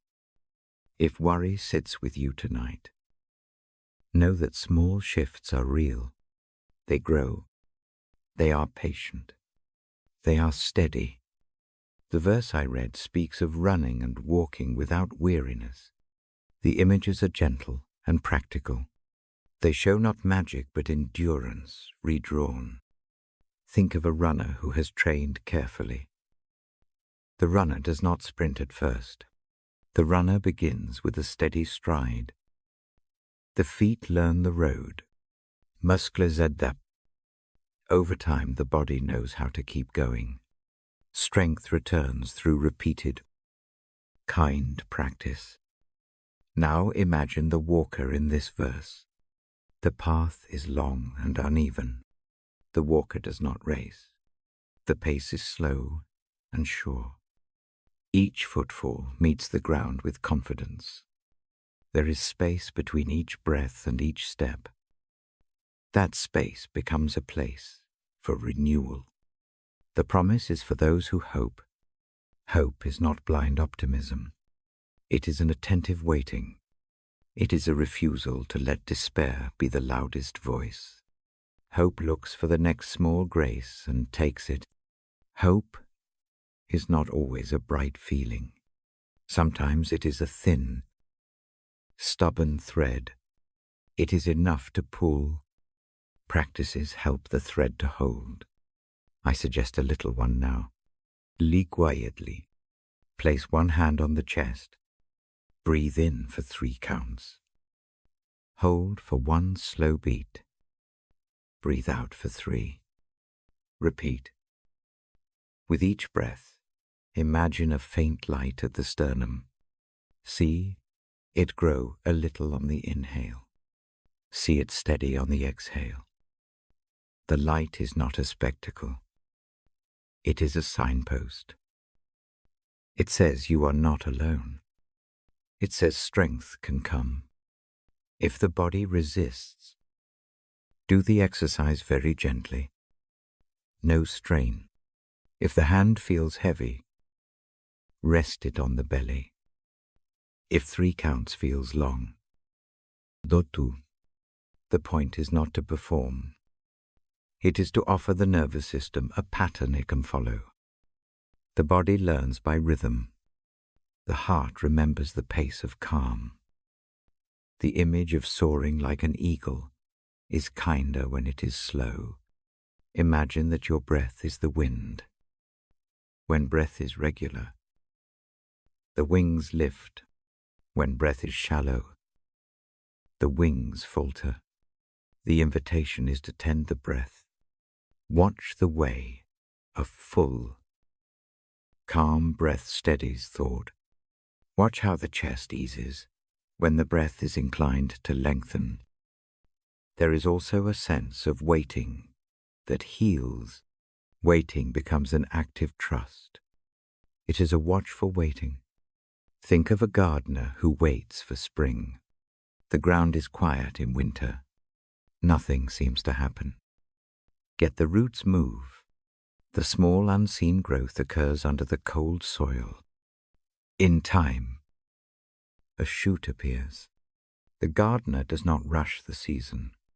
The gardener prepares the soil, waters, protects, and then waits. Strength returns to the plant through patient tending. Let that gardener be a picture of hope. Allow the small acts of care to continue in the background of life. Continue simple routines. Keep one small habit of rest. Let sleep be protected by a small ritual. Let prayer be a steady whisper. Let a short reading be a lamp beside the bed. Over time, these habits become soil in which the soul can grow stronger. I speak of trust, not as naivety, but as reliance. Reliance on a presence that is steady enough to take one heavy thing tonight. You are not asked to carry all burdens at once. Choose one. Hand it over mentally. Place it on the bedside table. Tell it softly that it will be kept for the night. This action is a posture of hope. It is a practical step toward renewal. When mornings come, do not expect a full unraveling of pain. Expect small consolations. Expect a little less tightness. Expect a slightly easier breath. Celebrate small victories. A single extra minute of sleep can be a gift. A calm cup of tea can be a mercy. These are the stitches that mend the day. The promise that renews strength is not only for the young or the strong. It is offered to the weary. It is made for the faint. It does not shame fatigue. It honors it. It says you are seen. You are included. The presence that waits with you is not indifferent to pain. It is present in it. In the dark of night, images help. Imagine a small boat on a calm lake. The oars are light. The boat does not strain against a current. A kind hand rows slowly. The lake shines faintly. The motion is gentle and sure. The boat moves. It does not race. The lake supports the boat. So does the promised care support us. If doubt enters, name it without scorn. Doubt is a companion. It does not get to run the whole room. Give it a seat. Offer it a soft question. What next small step can be taken? Let the mind answer in a small way. The act of naming a next step tames the wildness of thought. It lands attention on the near and manageable. There is mercy in smallness. The verse about renewing strength does not demand immediate transformation. It invites a slow recovery. It promises that the weary can gain fresh courage. It promises wings that lift not through force, but through a steady reliance on the currents provided. At times, the image of soaring feels too distant. That is understandable. So I offer another image. Think of a candle in a draught. It flickers. It does not go out when shielded. Someone places a small glass around it. The flame steadies. The light becomes more reliable. Sometimes faith works like that glass. It does not remove wind. It offers protection so the light can hold. Practice a gentle breathing and imagining now. Breathe in. See a thin thread of light rising at the center of the chest. Breathe out. Imagine that thread easing the tightness in the shoulders. Repeat 7 times. If the mind wanders, return without judgment to the rhythm. Each return builds a small habit. Hope is patient. Hope is not a sprint. Hope is a series of careful breaths. Hope is a wise watch. The verse I read is a promise to those who wait with this kind of patience. Strength comes in measures. It arrives like dawn, not like a blast of noon sun. It is gentler and more sustainable. I read aloud a short prayer now. I do not entangle it with a long theology. I ask simply, grant us steady breath. Grant us small courage. Grant us the patience to wait for the lift. Let the request be a soft thing. Let it be a covering. Breathe with the request. Let the body answer. When the body is very tired, be kind in practice. Allow the blankets to form a gentle embrace.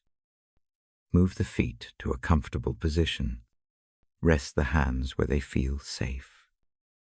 These tiny physical adjustments help the soul to follow. The body often needs permission to relax before the heart can, if wakefulness returns during the night. Do not judge it harshly. Repeat the small verse quietly. Repeat the breathing. Name one small good memory. Hold it for a breath. The mind will slow. The heart will find a room in which to rest again. The promise of renewed strength is not a one-time gift. It is an enduring practice. The verse becomes a rhythm. The practice of hope becomes a way of life. Over time, the small acts of care compound. The body gains stamina. The soul gains steadiness. Even the habit of being gentle with oneself becomes a store of strength. I close this moment with a soft assurance. Hope widens the small spaces of the night. Faith does not remove the ache, but bears it. Strength returns like dawn. Wings find lift. The promise holds even when the progress is slow. Lay the head gently on the pillow. Breathe in, breathe out. Let the thought of rising like a bird be a faint comfort rather than a demand. Let the night do its work. I will stay with this room a little while longer. The words will remain. The lamp will keep its watch. Hope is near, and its strength comes in small. Steady breaths. I lift the book again and feel the leather warm under my hand. The lamp makes a small circle. The room listens. Tonight, I bring a line that opens like an offered hand. It invites the tired to come close. It invites the bowed to lay down what they carry. The invitation is not loud. It does not demand proof. It simply calls. I say the invitation in plain words. Come to the one who sees weariness. Lay your burden where hands can hold it with you. Take a sharing of the load. Learn a calm pace. Rest will follow. These are not orders. They are a gentle offer. Imagine a small path. The path winds through low trees. The shade is long and steady. Two figures walk side by side. One carries something heavy. The other carries part of it. The burden never vanishes with a single step, but it becomes something shared. The shoulders stop fighting the weight. The step matches the other's step. The pace eases. Picture a wooden yoke. It sits over the shoulders, not like a trap, but like a joining. Two animals can walk together under one yoke. They move in time. They find the same rhythm. The yoke does not press a stranger's will. It invites cooperation. The burden changes shape when it is born in rhythm with another presence. I read words that sound like that image, and the voice slows. Feel the collar of the yoke. It rests above the shoulders. Imagine someone at your left, steady and calm. They do not hurry you. They do not scold. They place their hand near yours. The pressure you felt alone is now shared. Breath becomes deeper. I tell a small story. Once, I keep watch through a long night. The ship rocks slowly. The mind drums with tasks. Sleep will not come. The eyes ache. The hands feel numb from steering. I sit on the deck and hold the rail. Stars hang like a bowl above. A quiet voice, soft and steady, seems to say you can stop for a while. You can hand one weight over. I do not move with a rush. I hand a scrap of worry into that offered hand. For a while the stern seems lighter. The sea seems kinder. There is no trick in that night. Morning brings the same tasks. But the memory of a shared step makes the chores less sharp. A small relief threads through the day. I learn to hand over one heavy thing at a time. The habit grows. Please try a small action with me now. Place a hand over the sternum. Feel the gentle beat there. Breathe in slowly for 3 counts. Hold gently. Breathe out for 3 counts. Imagine, with each out-breath, that a single burden slips from your clasp and rests on the palm of the presence walking beside you. Name it lightly in the mind. It could be a fear, a small regret, a looming task. Lay it down. Let the shoulder lower by a finger. The invitation that I speak of asks for learning.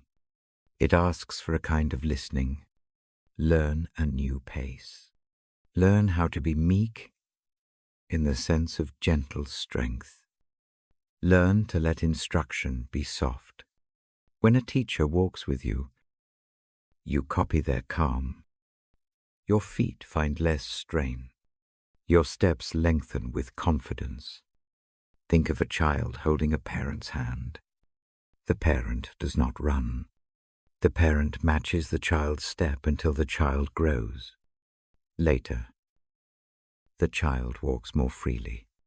The parent's hand is not always in sight, but the rhythm remains. This is how the yoke works. It trains the steps without force. It teaches rhythm by being steady. There is relief in asking for help. The room breathes with that truth. Asking does not show weakness. It shows that the burden has a proper place. A single word of request can open the gate to rest. If prayer feels foreign, let it be a small nod in the mind. If words fail, let silence move the same way. The act of handing over is what matters. I recall another quiet evening. The list at my bedside is long. The paper holds the names of small things. I cannot do them all. I circle one item and fold the rest into an imaginary pocket. I choose the single item that must be done in the morning. I say very softly tonight. I leave the rest. I close the book and put my hand where the heart rests. Sleep comes in small pieces. The rest that arrives is slow and sure. Do not imagine this rest as sudden. It often comes like rain in a dry season. The first drops do not drown the drought. They only soften the ground. Roots drink. The green returns inch by inch. So the rest works. One small easing tonight makes another small easing tomorrow. If worry returns and seems to march in again, greet it kindly. Name it by a single word. Offer it the same sharing yoke as before. Do not wrestle with it more than needed. Let the presence beside you take part. The mind learns by repetition. The more that burden is passed on at night, the more the hands stop clenching. I read now a line that invites us to take things lightly. Lightness here is not shallow denial. It is a recalibration. It is a decision to refuse to let all things alight on the same hinge. Give one hinge a rest. The others can remain until morning. The body is permitted to stop for a while. The heart is permitted to lower its guard. A small practice helps. Choose one phrase that feels like an anchor. Keep it near the pillow. When the chest tightens, repeat it slowly in the mind. Let it be a short measure. Let it be a simple truth you can hold on to even when the mind is loud. The practice is not to answer every fear. It is to keep the hands steady. Sometimes the teacher in the invitation is not another person, but a sense of a presence that knows the shape of our fatigue. It knows which way to shift. Imagine a pair of hands that ease the strap of a heavy pack. The strap sighs as it loosens. The shoulders fill with air. The back relaxes. That small loosening makes the walk possible again. That is the work of the gentle yoke.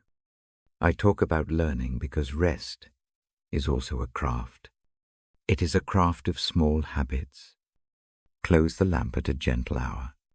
Fold the day's lists into one soft page.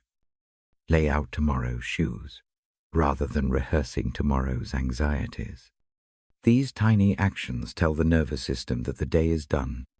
They create a frame in which rest can live. There is mercy in this invitation. Mercy sits without demanding recompense. Mercy asks only that the weary be allowed to be weary. The tired are not called to prove their worth, to receive the help. The help arrives where it is needed. That is the tender nature of mercy. If guilt fills the night, do not use it as proof that rest is forbidden.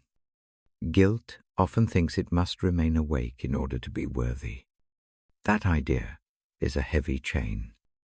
Slip one link free. Hand it over. Tell it not tonight. Allow the practice of handing one blame to the bedside keeper. The keeper does not erase memory. The keeper merely holds the weight so hands can unclench. There is a simple action to try. Imagine placing the heaviest worry on the nightstand. Put it there with intention. See its outline in the lamp's light. Say nothing loud. Let the thought rest. Close your eyes. Let the body answer by loosening the jaw. Let the shoulders drop. The movement is small. The change can be large over time. The invitation also promises a shared rhythm. When a yoke is joined, breathing can match. Try now, breathe in slowly. Breathe out slowly. On the out breath, imagine your shoulders aligning with someone steady.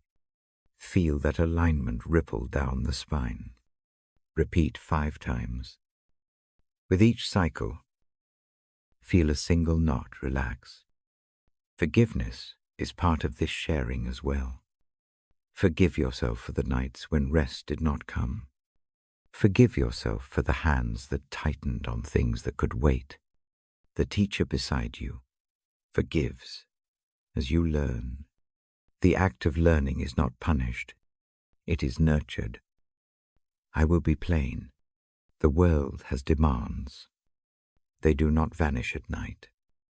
But the invitation is to place them into a different economy for a while. Keep them in a basket at the bedside.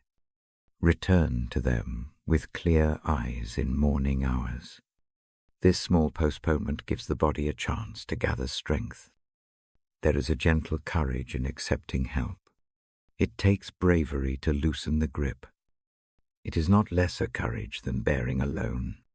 It is a different kind. It is the courage to trust that someone can keep what you hand over. Try the trust like a thin rope. Let it hold a little of the weight. See if it holds steady. I tell you this, as one who reads these lines at dusk. I have hands that tighten and hands that let go.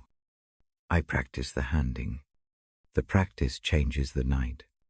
The breath settles. The body learns a new history of rest. When steps are slow in the morning. The proof of that practice is in a less rigid posture at noon, when sleep finally comes. Let it not be rushed. It will arrive in shifts. Do not expect an immediate fullness. Let the rest be patient. The yoke does not throw off the burden all at once. It redistributes it. So work can be done again tomorrow with a softer heart. I close this part with a short invitation. Lay what you can at the bedside. Pick one burden to hand over. Place it gently. Take one calm breath. Let the night take care of what you cannot. I stay in the room a while longer. My voice will soften. The lamp will dim. The promise of shared weight remains. Rest now. Let the shared pace teach you. Let the yoke be gentle. Let your steps find rhythm. When the hour calls me to read again, I will return. For now, hand over one small thing and sleep a little. The night keeps its watch. The presence beside you keeps its steady step. I come back to the bedside with the book in my hands. The lamp is low. The room breathes. I set the Bible on my lap and let the cover warm. Tonight I want to offer a ritual, a quiet set of motions that can be repeated. Small things that teach the body how to stop. Small acts that let the heart lower its guard. First, make the space ready. I ask for a soft lamp or a candle. Dim the bright lights. Let the corners of the room hold shadow. A single pool of light feels like a small harbor. Place a glass of water nearby. Keep a blanket that is familiar. Arrange a pillow so the neck does not strain. These are small gestures of care. They tell the nervous system, the day is over. I begin with washing. A cool splash of water on the face is gentle and practical. It draws the skin tight and then lets it relax. Wash the hands too. The motion itself is rounding off the edges of the day. It says today's work is rinsed. Nothing dramatic.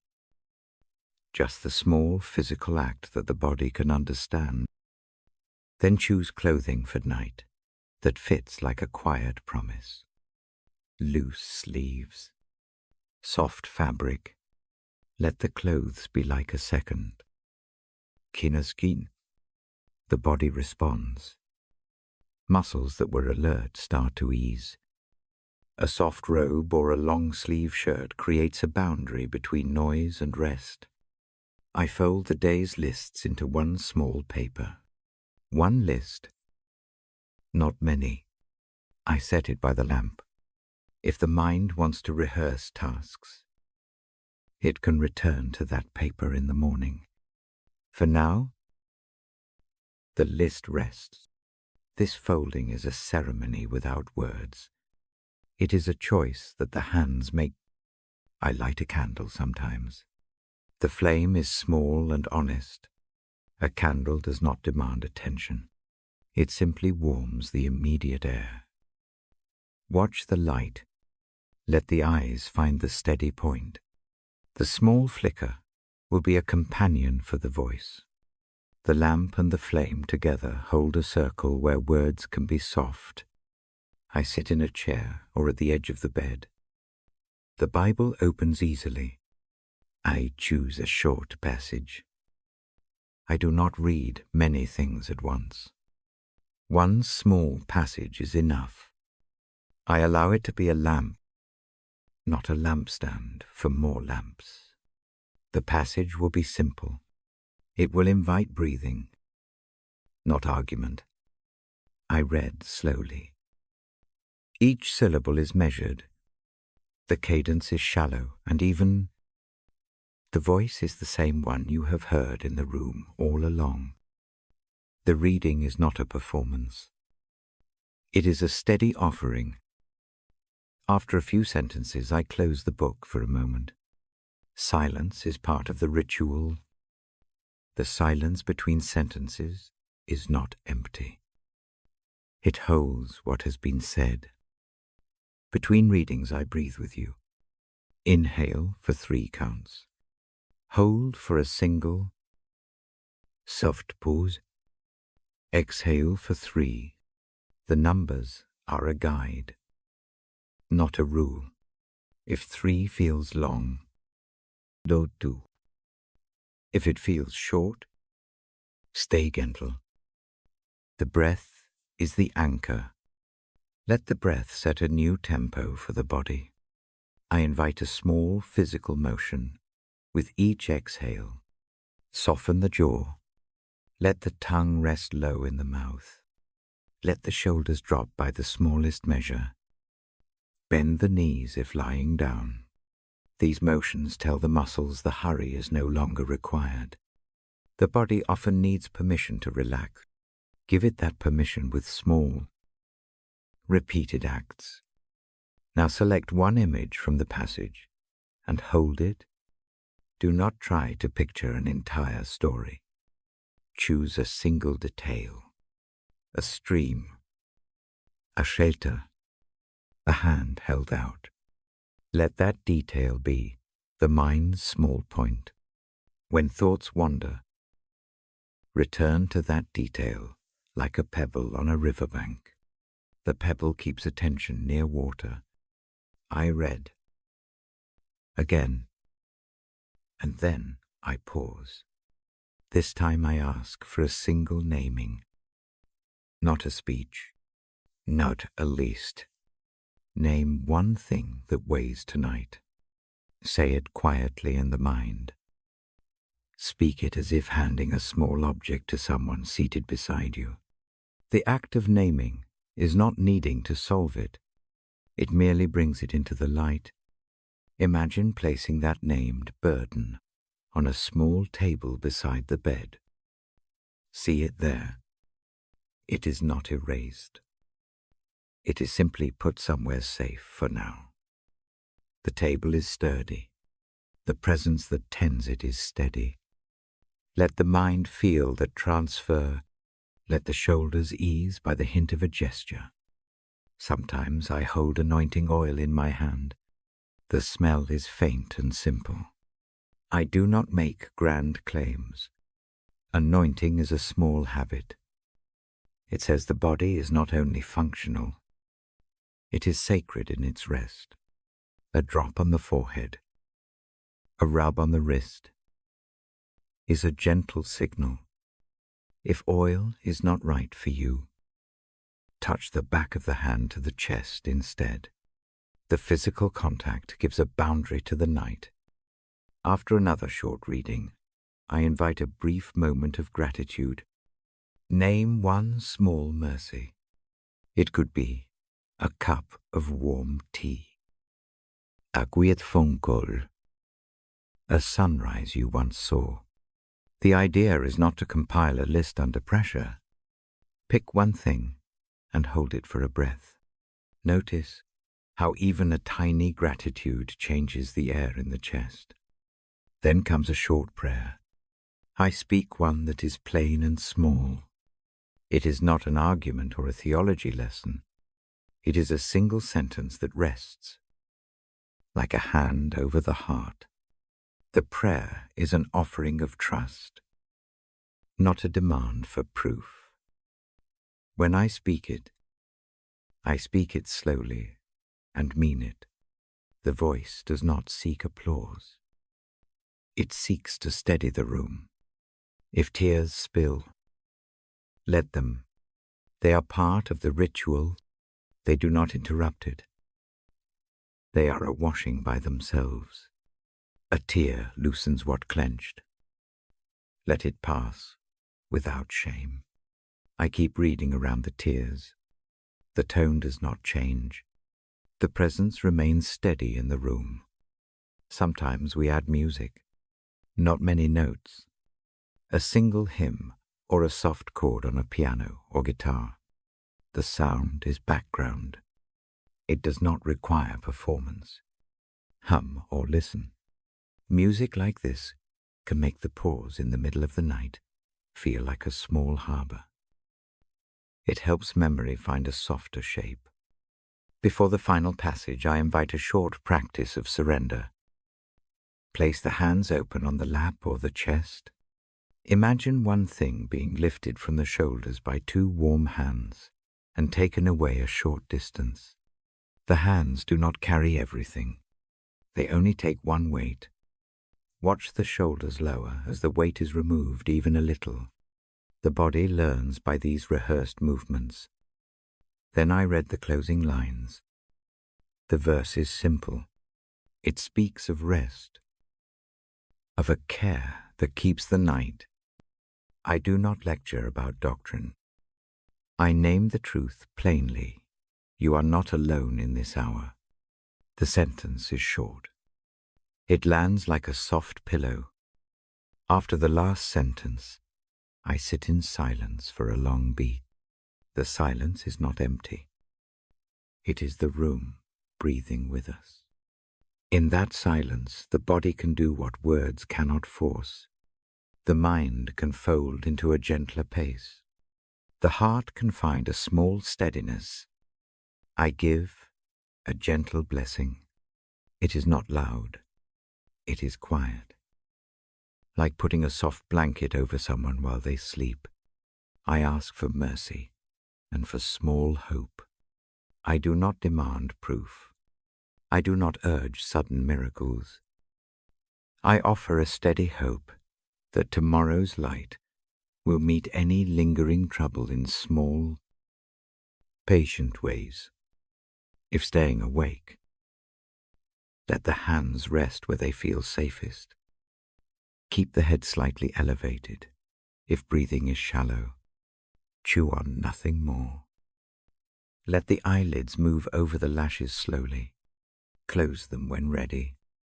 If sleep slips in later, I keep reading to myself very softly until the breath matches mine and the room grows still. There are small habits to end the ritual. Turn off the lamp slowly. Extinguish the candle with care. Fold the list and place it out of reach. Slide one more blank page under the mattress for morning notes. These are tiny acts that create a boundary between night and day. They teach the body that day is done.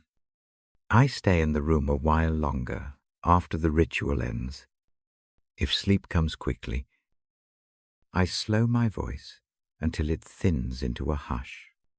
If wakefulness remains, I wait and read another brief line from the book. The book is my companion, not my taskmaster. The room keeps watch with me. This ritual is small and flexible. You may do all of it, or only pieces. Pick what fits. Repeat it tonight. Repeat it tomorrow. Repetition teaches the body and the heart. Over time, the same sequence will be a key. When the door to sleep is stubborn, turn the key and step through. The practice is not a cure. It is a tending. It does not guarantee a perfect night. It trains the muscles of rest.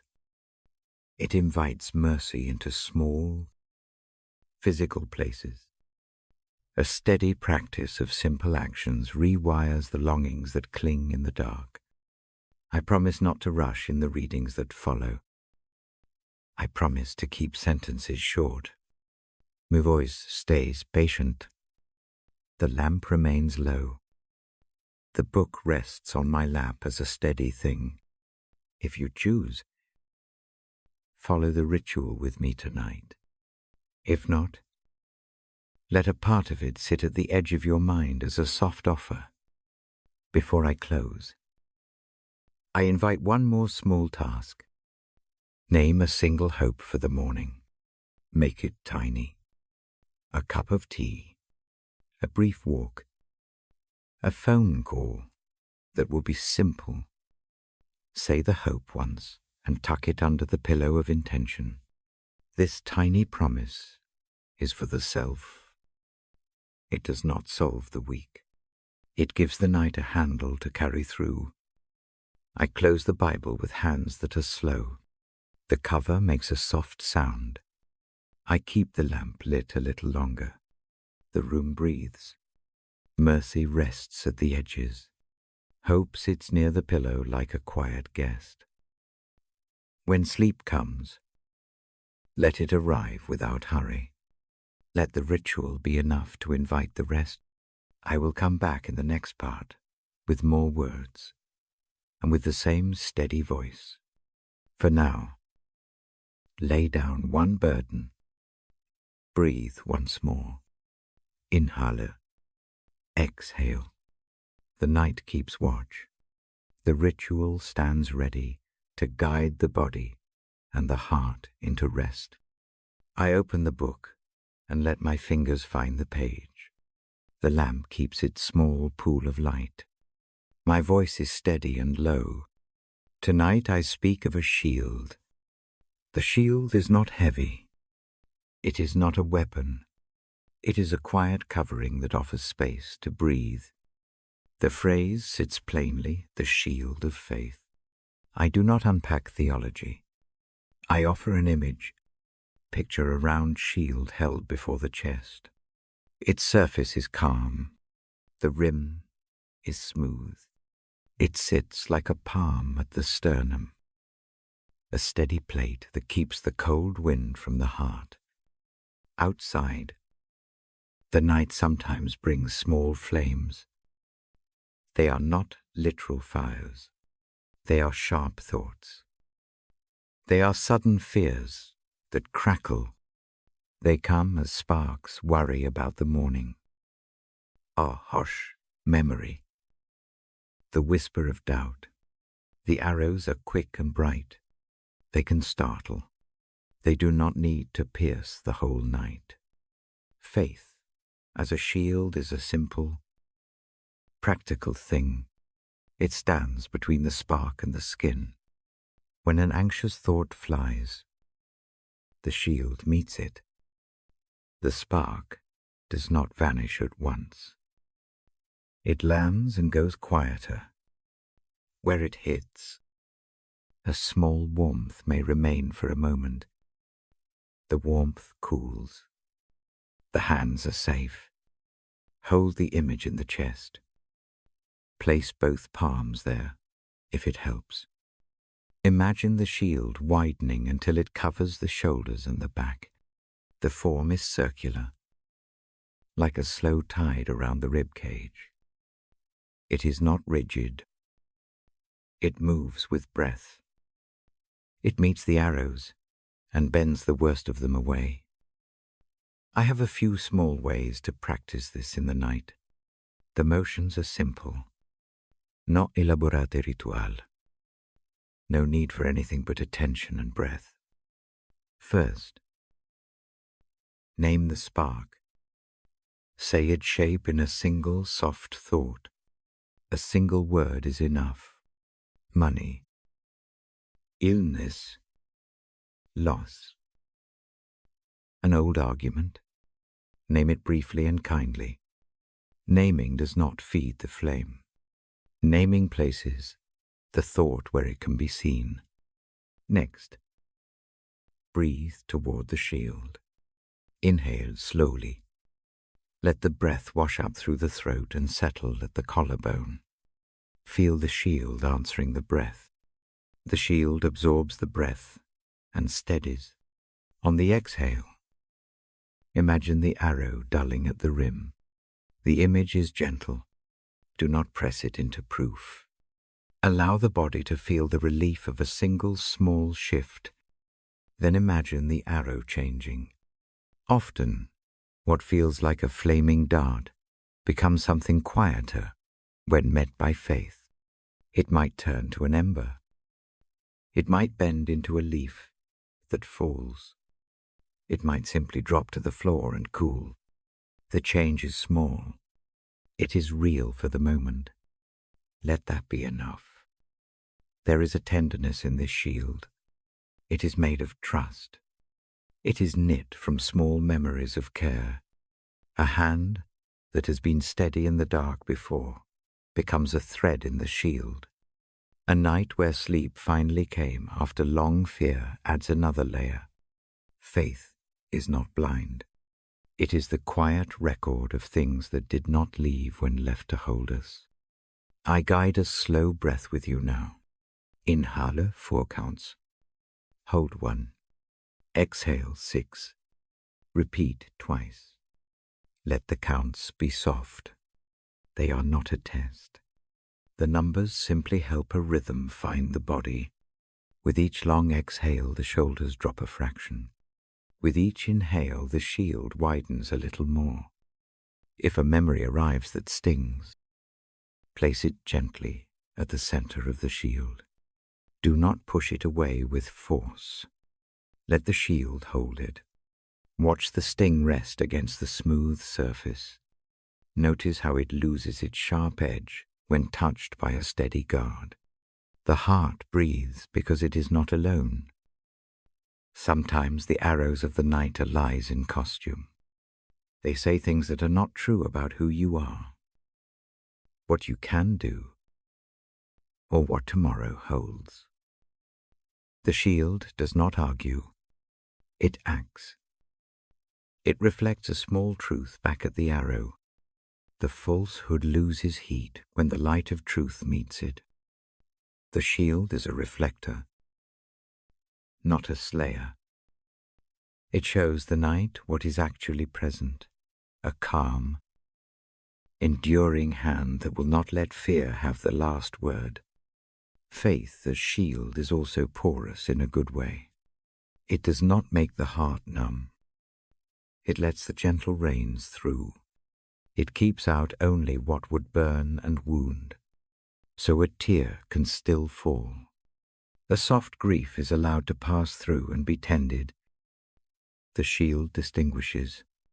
It protects from the violent things and welcomes the small, honest sorrows that need warming rather than warding off. If the night brings the sharp edge of doubt, try a small exercise. Place the palm over the place of tension. Lean into the touch like a quiet promise. Say nothing loud. Let the breath match the touch. Imagine the shield tilting slightly, so that doubt slides along its curve and is caught in a shallow hollow. There the doubt grows quiet. It does not rule the room. The shield of faith is not only defense, it is also posture. To hold a shield is to stand in a body that expects care. The posture itself calms the nervous system. The shoulders lower, the jaw loosens. The spine finds a modest upright that does not strain. Posture changes the tone of thought. The body and the mind converse in small ways. At times the arrows come thick. The night can feel like a rain of sparks. In those hours, the shield is held high by small acts repeated. Keep the breathing steady. Repeat the naming practice more often. Bring a small line of scripture in mind if that helps, one short promise that has been a lamp before. Let it be a phrase that you can fold into a heartbeat. The repetition is not a magic chord. It is the rhythm of companionship. I will give a very gentle visualization to try. When the world seems too sharp, picture a round shield of polished oak. It is warm with use. Around its rim are tiny notches, like the marks of nights when it met small fires. The notches are not scars of shame. They are memories of protection. Place the hand over the center of the shield. See a faint glow there. That glow is the simple presence of faith. It is not loud. It is steady. Let the glow touch the worries one by one. Watch them change shape. Some nights the arrows come disguised as guilt. The mind insists on a long list of faults. The shield meets those arrows differently. Instead of making guilt vanish, the shield offers a place to set it down that is not crushing. Imagine placing one regret on the shield. Like a pebble. Let it sit. Feel the weight. Then let the breath support it. The shield can hold many pebbles without breaking. This makes room for sleep to come anyway. The shield also invites community. Faith is not only personal courage. It is also a communal keeping. When others have held faith for us in small ways, a hand at an elbow, a cup of tea, a remembered prayer, that steadiness becomes part of the shield. Think of a string of quiet actions that has been woven into its edge. When you rest tonight, you rest with those who have gone before, and beside you, the shield is thicker for it. If rest is elusive, try a practical habit. Before the head touches the pillow, name one small victory of the day. Place it on the shield. It can be a tiny kindness, a neat action, a moment of patience. Let that victory be a tile in the shield's face. It brightens the center. The bright spot is not bragging. It is truth. It helps the shield remember that the heart has been held before. There is a peaceful courage in setting the shield down at times. Not all nights ask for a raised covering. Some nights the arrows do not come. In those hours, the shield rests against the bedside like a faithful thing at peace. Knowing when to lay it down is part of the practice. The skill of rest includes the wisdom not to be permanently armored. The shield is for the night's sparks, not for all hours. I speak now of a small habit you may keep. When a fear rises in the dark, breathe toward it and picture placing it on the shield. Say one short sentence in the mind. I give this a place to be. Do not try to fix it.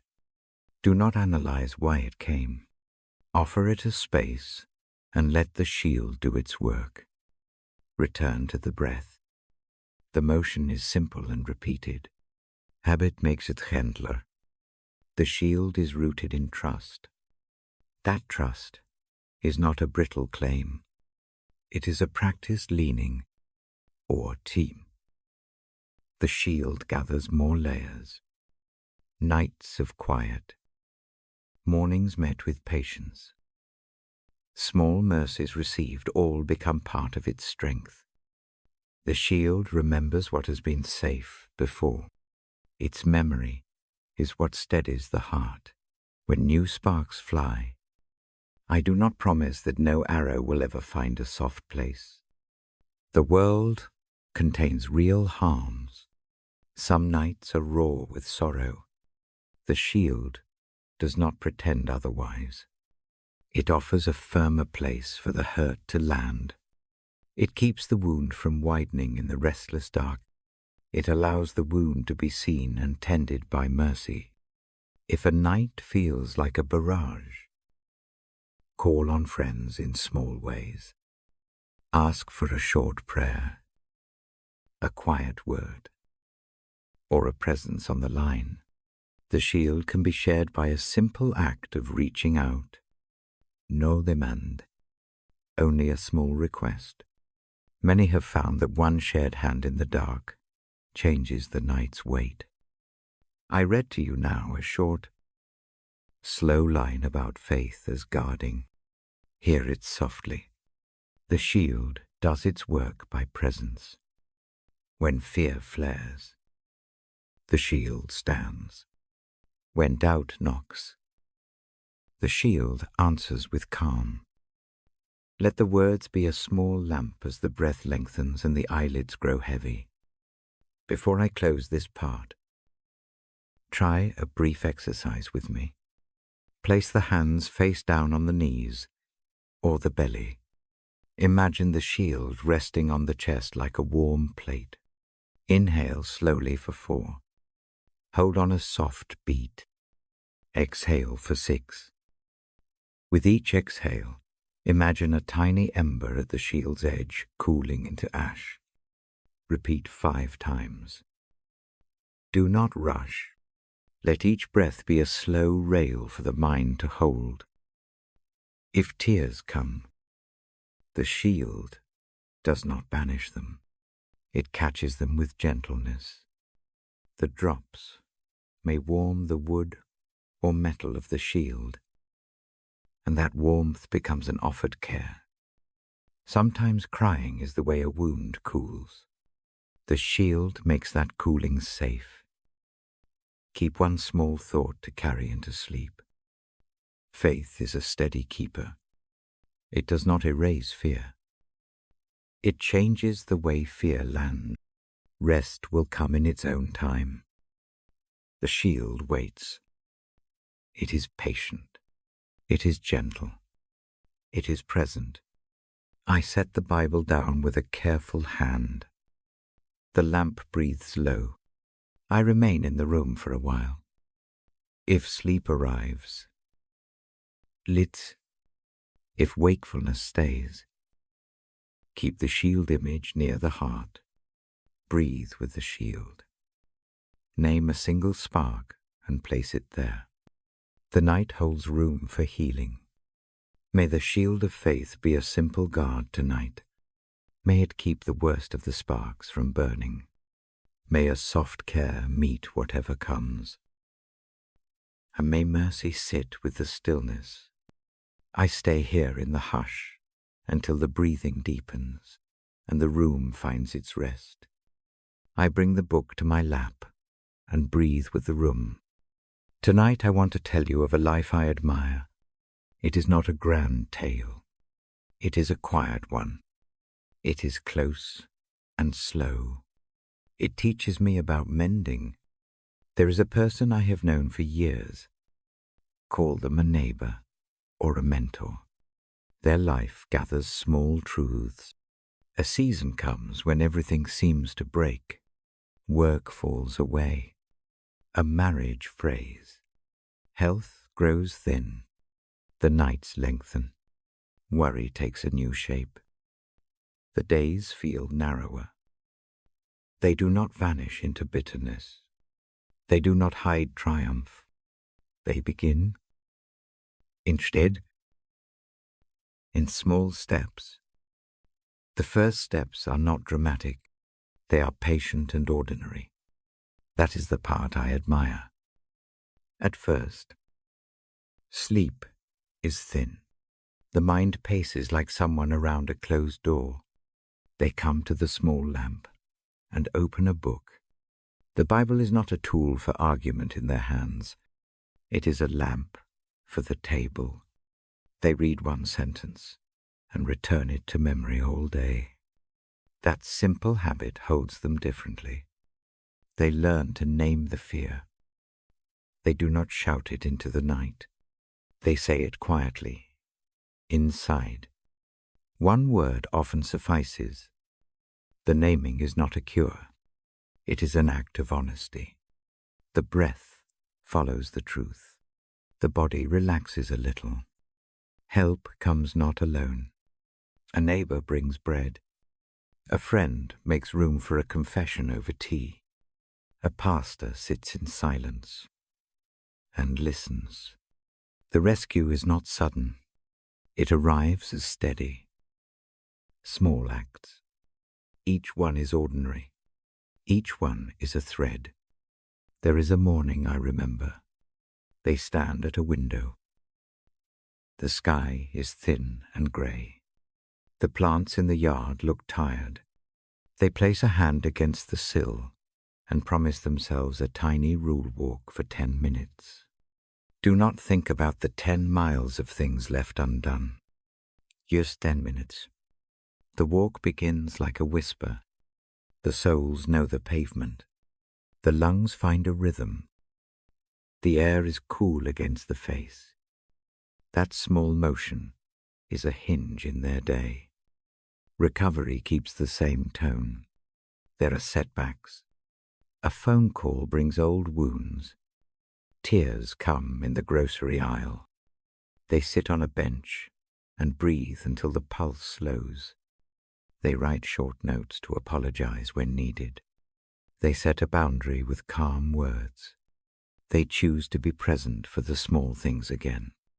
The repetition is where change hides. God's guidance looks like many things in that life. Sometimes it is an answered prayer that arrives as a practical door opening.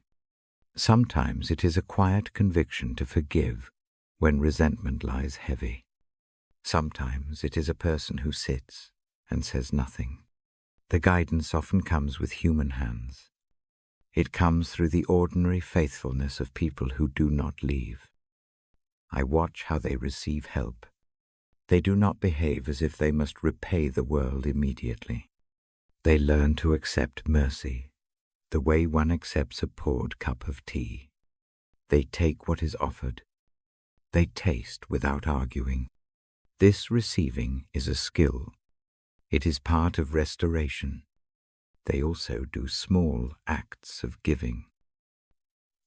They return a neighbor's call. They carry groceries. They make a soup and leave it on the porch. These acts are not grand. They are practical heals. Giving in small ways reheals the parts that want to harden. Scripture shapes their steps, not as a list of laws, not as a scale of merit. Scripture becomes a map for the feet. A short verse will become a lantern on a cold evening. A psalm will be a chair to sit in during weariness. They do not use the text to win arguments. They use it to steady the heart. One night, when the ache is sharp, they bring the Bible to bed. The lamp is low. They trace a thumb along a page and choose one line. It is enough. The one line says, keep walking. Keep trusting. The line settles like moss on stone. It makes the next small action easier. The breath matches the sentence. Community plays quietly. People show up at odd hours with plain food. Someone offers a ride. Someone offers a listening hour.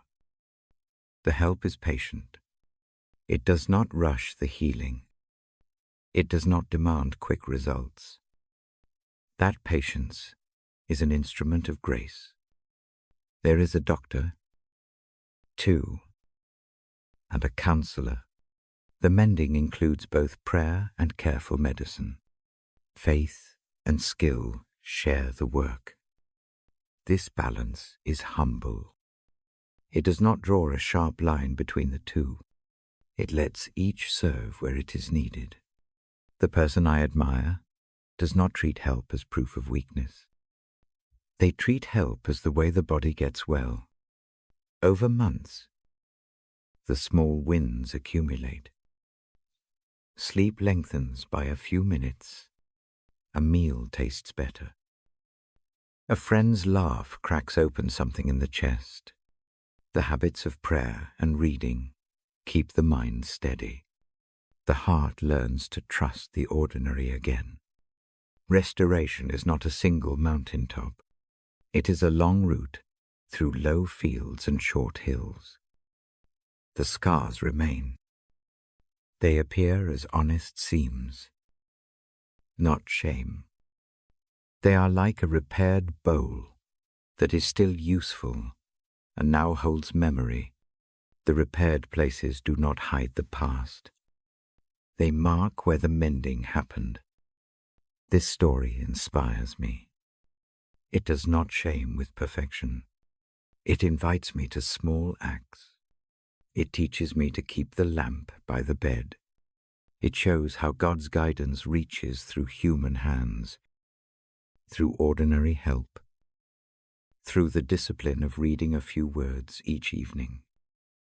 If you are holding a heavy thing tonight, consider how that neighbor walked. Consider the tiny rules they set. Consider the way they let help arrive. Think of one small thing you can do tomorrow. Choose it now. Make it so small that it does not threaten you. 10 minutes, 1 cup of tea, a single call. The smallness is a mercy. I will offer a simple exercise that borrows from their practice. It is not magic. It is a mimicry of their steps. It helps bring restoration into the body by small movements. Place one hand over the sternum. Keep the other palm on the belly or the lap. Breathe in slowly for a soft count of 3. Let the breath fill the lower chest. Hold for a gentle beat. Breathe out for 3. As you exhale, imagine a thin ribbon of warmth leaving the sternum and falling onto a small shelf at the bedside. The shelf is steady. It is reliable. It can hold this thing for the night. Name one small burden in the mind. Take a single breath and place it on that shelf. You do not need to fix it. You only need to move it from the clenched fingers to a place of care. The hand on the chest remembers the feeling of being held. The body learns that burdens can be set aside without vanishing. Repeat the breathing 4 times. Each time, feel the shoulders lower by a sliver. Each time, imagine the shelf gaining one small object. The shelf fills slowly. It does not overflow. There is room for what is honest. Now, make one practical decision. Choose a single, small comfort to invite tomorrow. It could be tea in the morning, a short walk, a text to an old friend. No large plans. Something manageable. Put the thought on a little card in the mind and slide that card onto the bedside table. Let the card wait there. Let the night keep the rest. As I read the verse again with a soft voice, notice how the syllables fall. They do not demand answers. They offer company. Let the voice be a hand at the back of the neck. Let it guide the head toward the pillow. If tears come, let them be unashamed.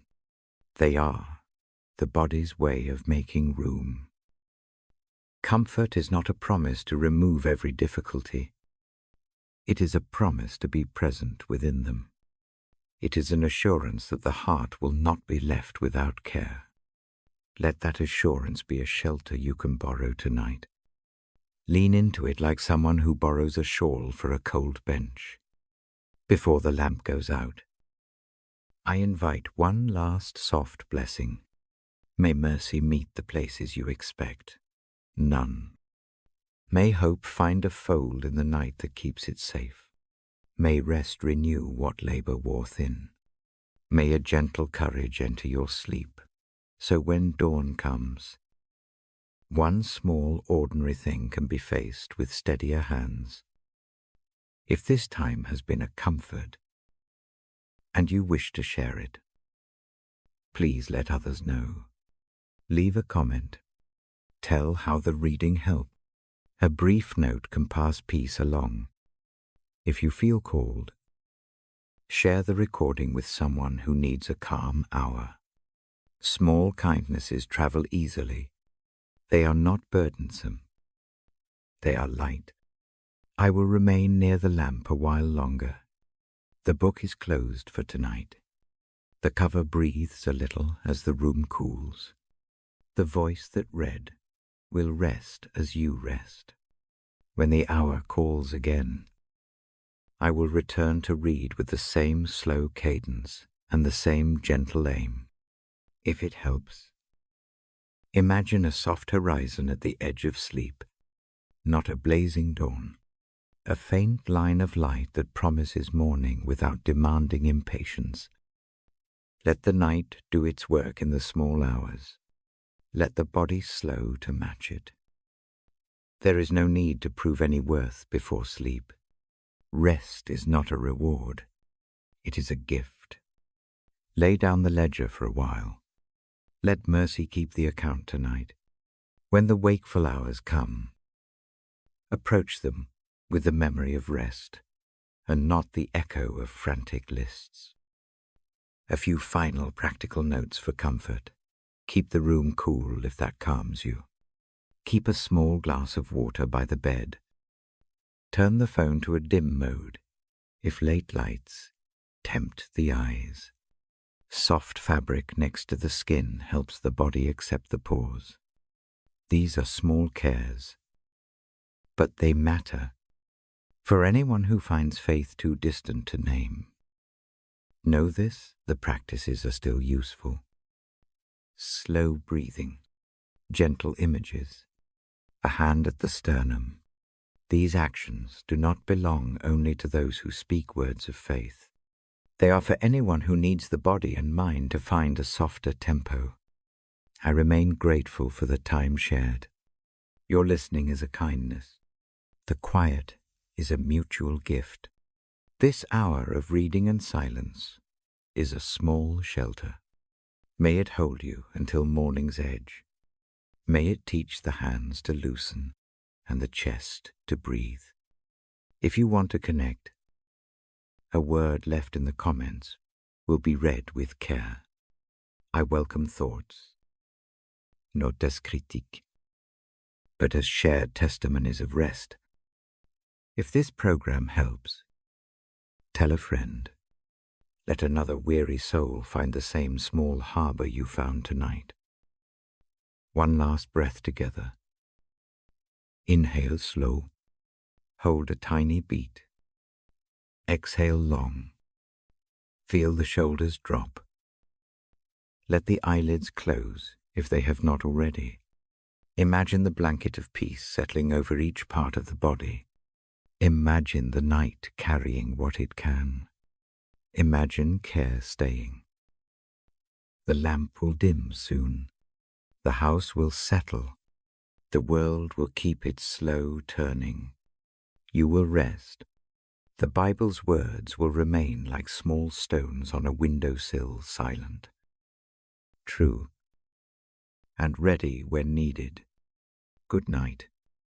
Then sleep with a gentle heart. Wake with a small hope. Be kind to yourself tomorrow. The night keeps watch. The mercy that does not leave will be near. Rest now. Held and unhurried, share the peace when you can. I will sit by the lamp a little longer, and then I will let the room be wholly quiet. Farewell for now. May the calm that came stay close. May the morning meet you with one soft promise kept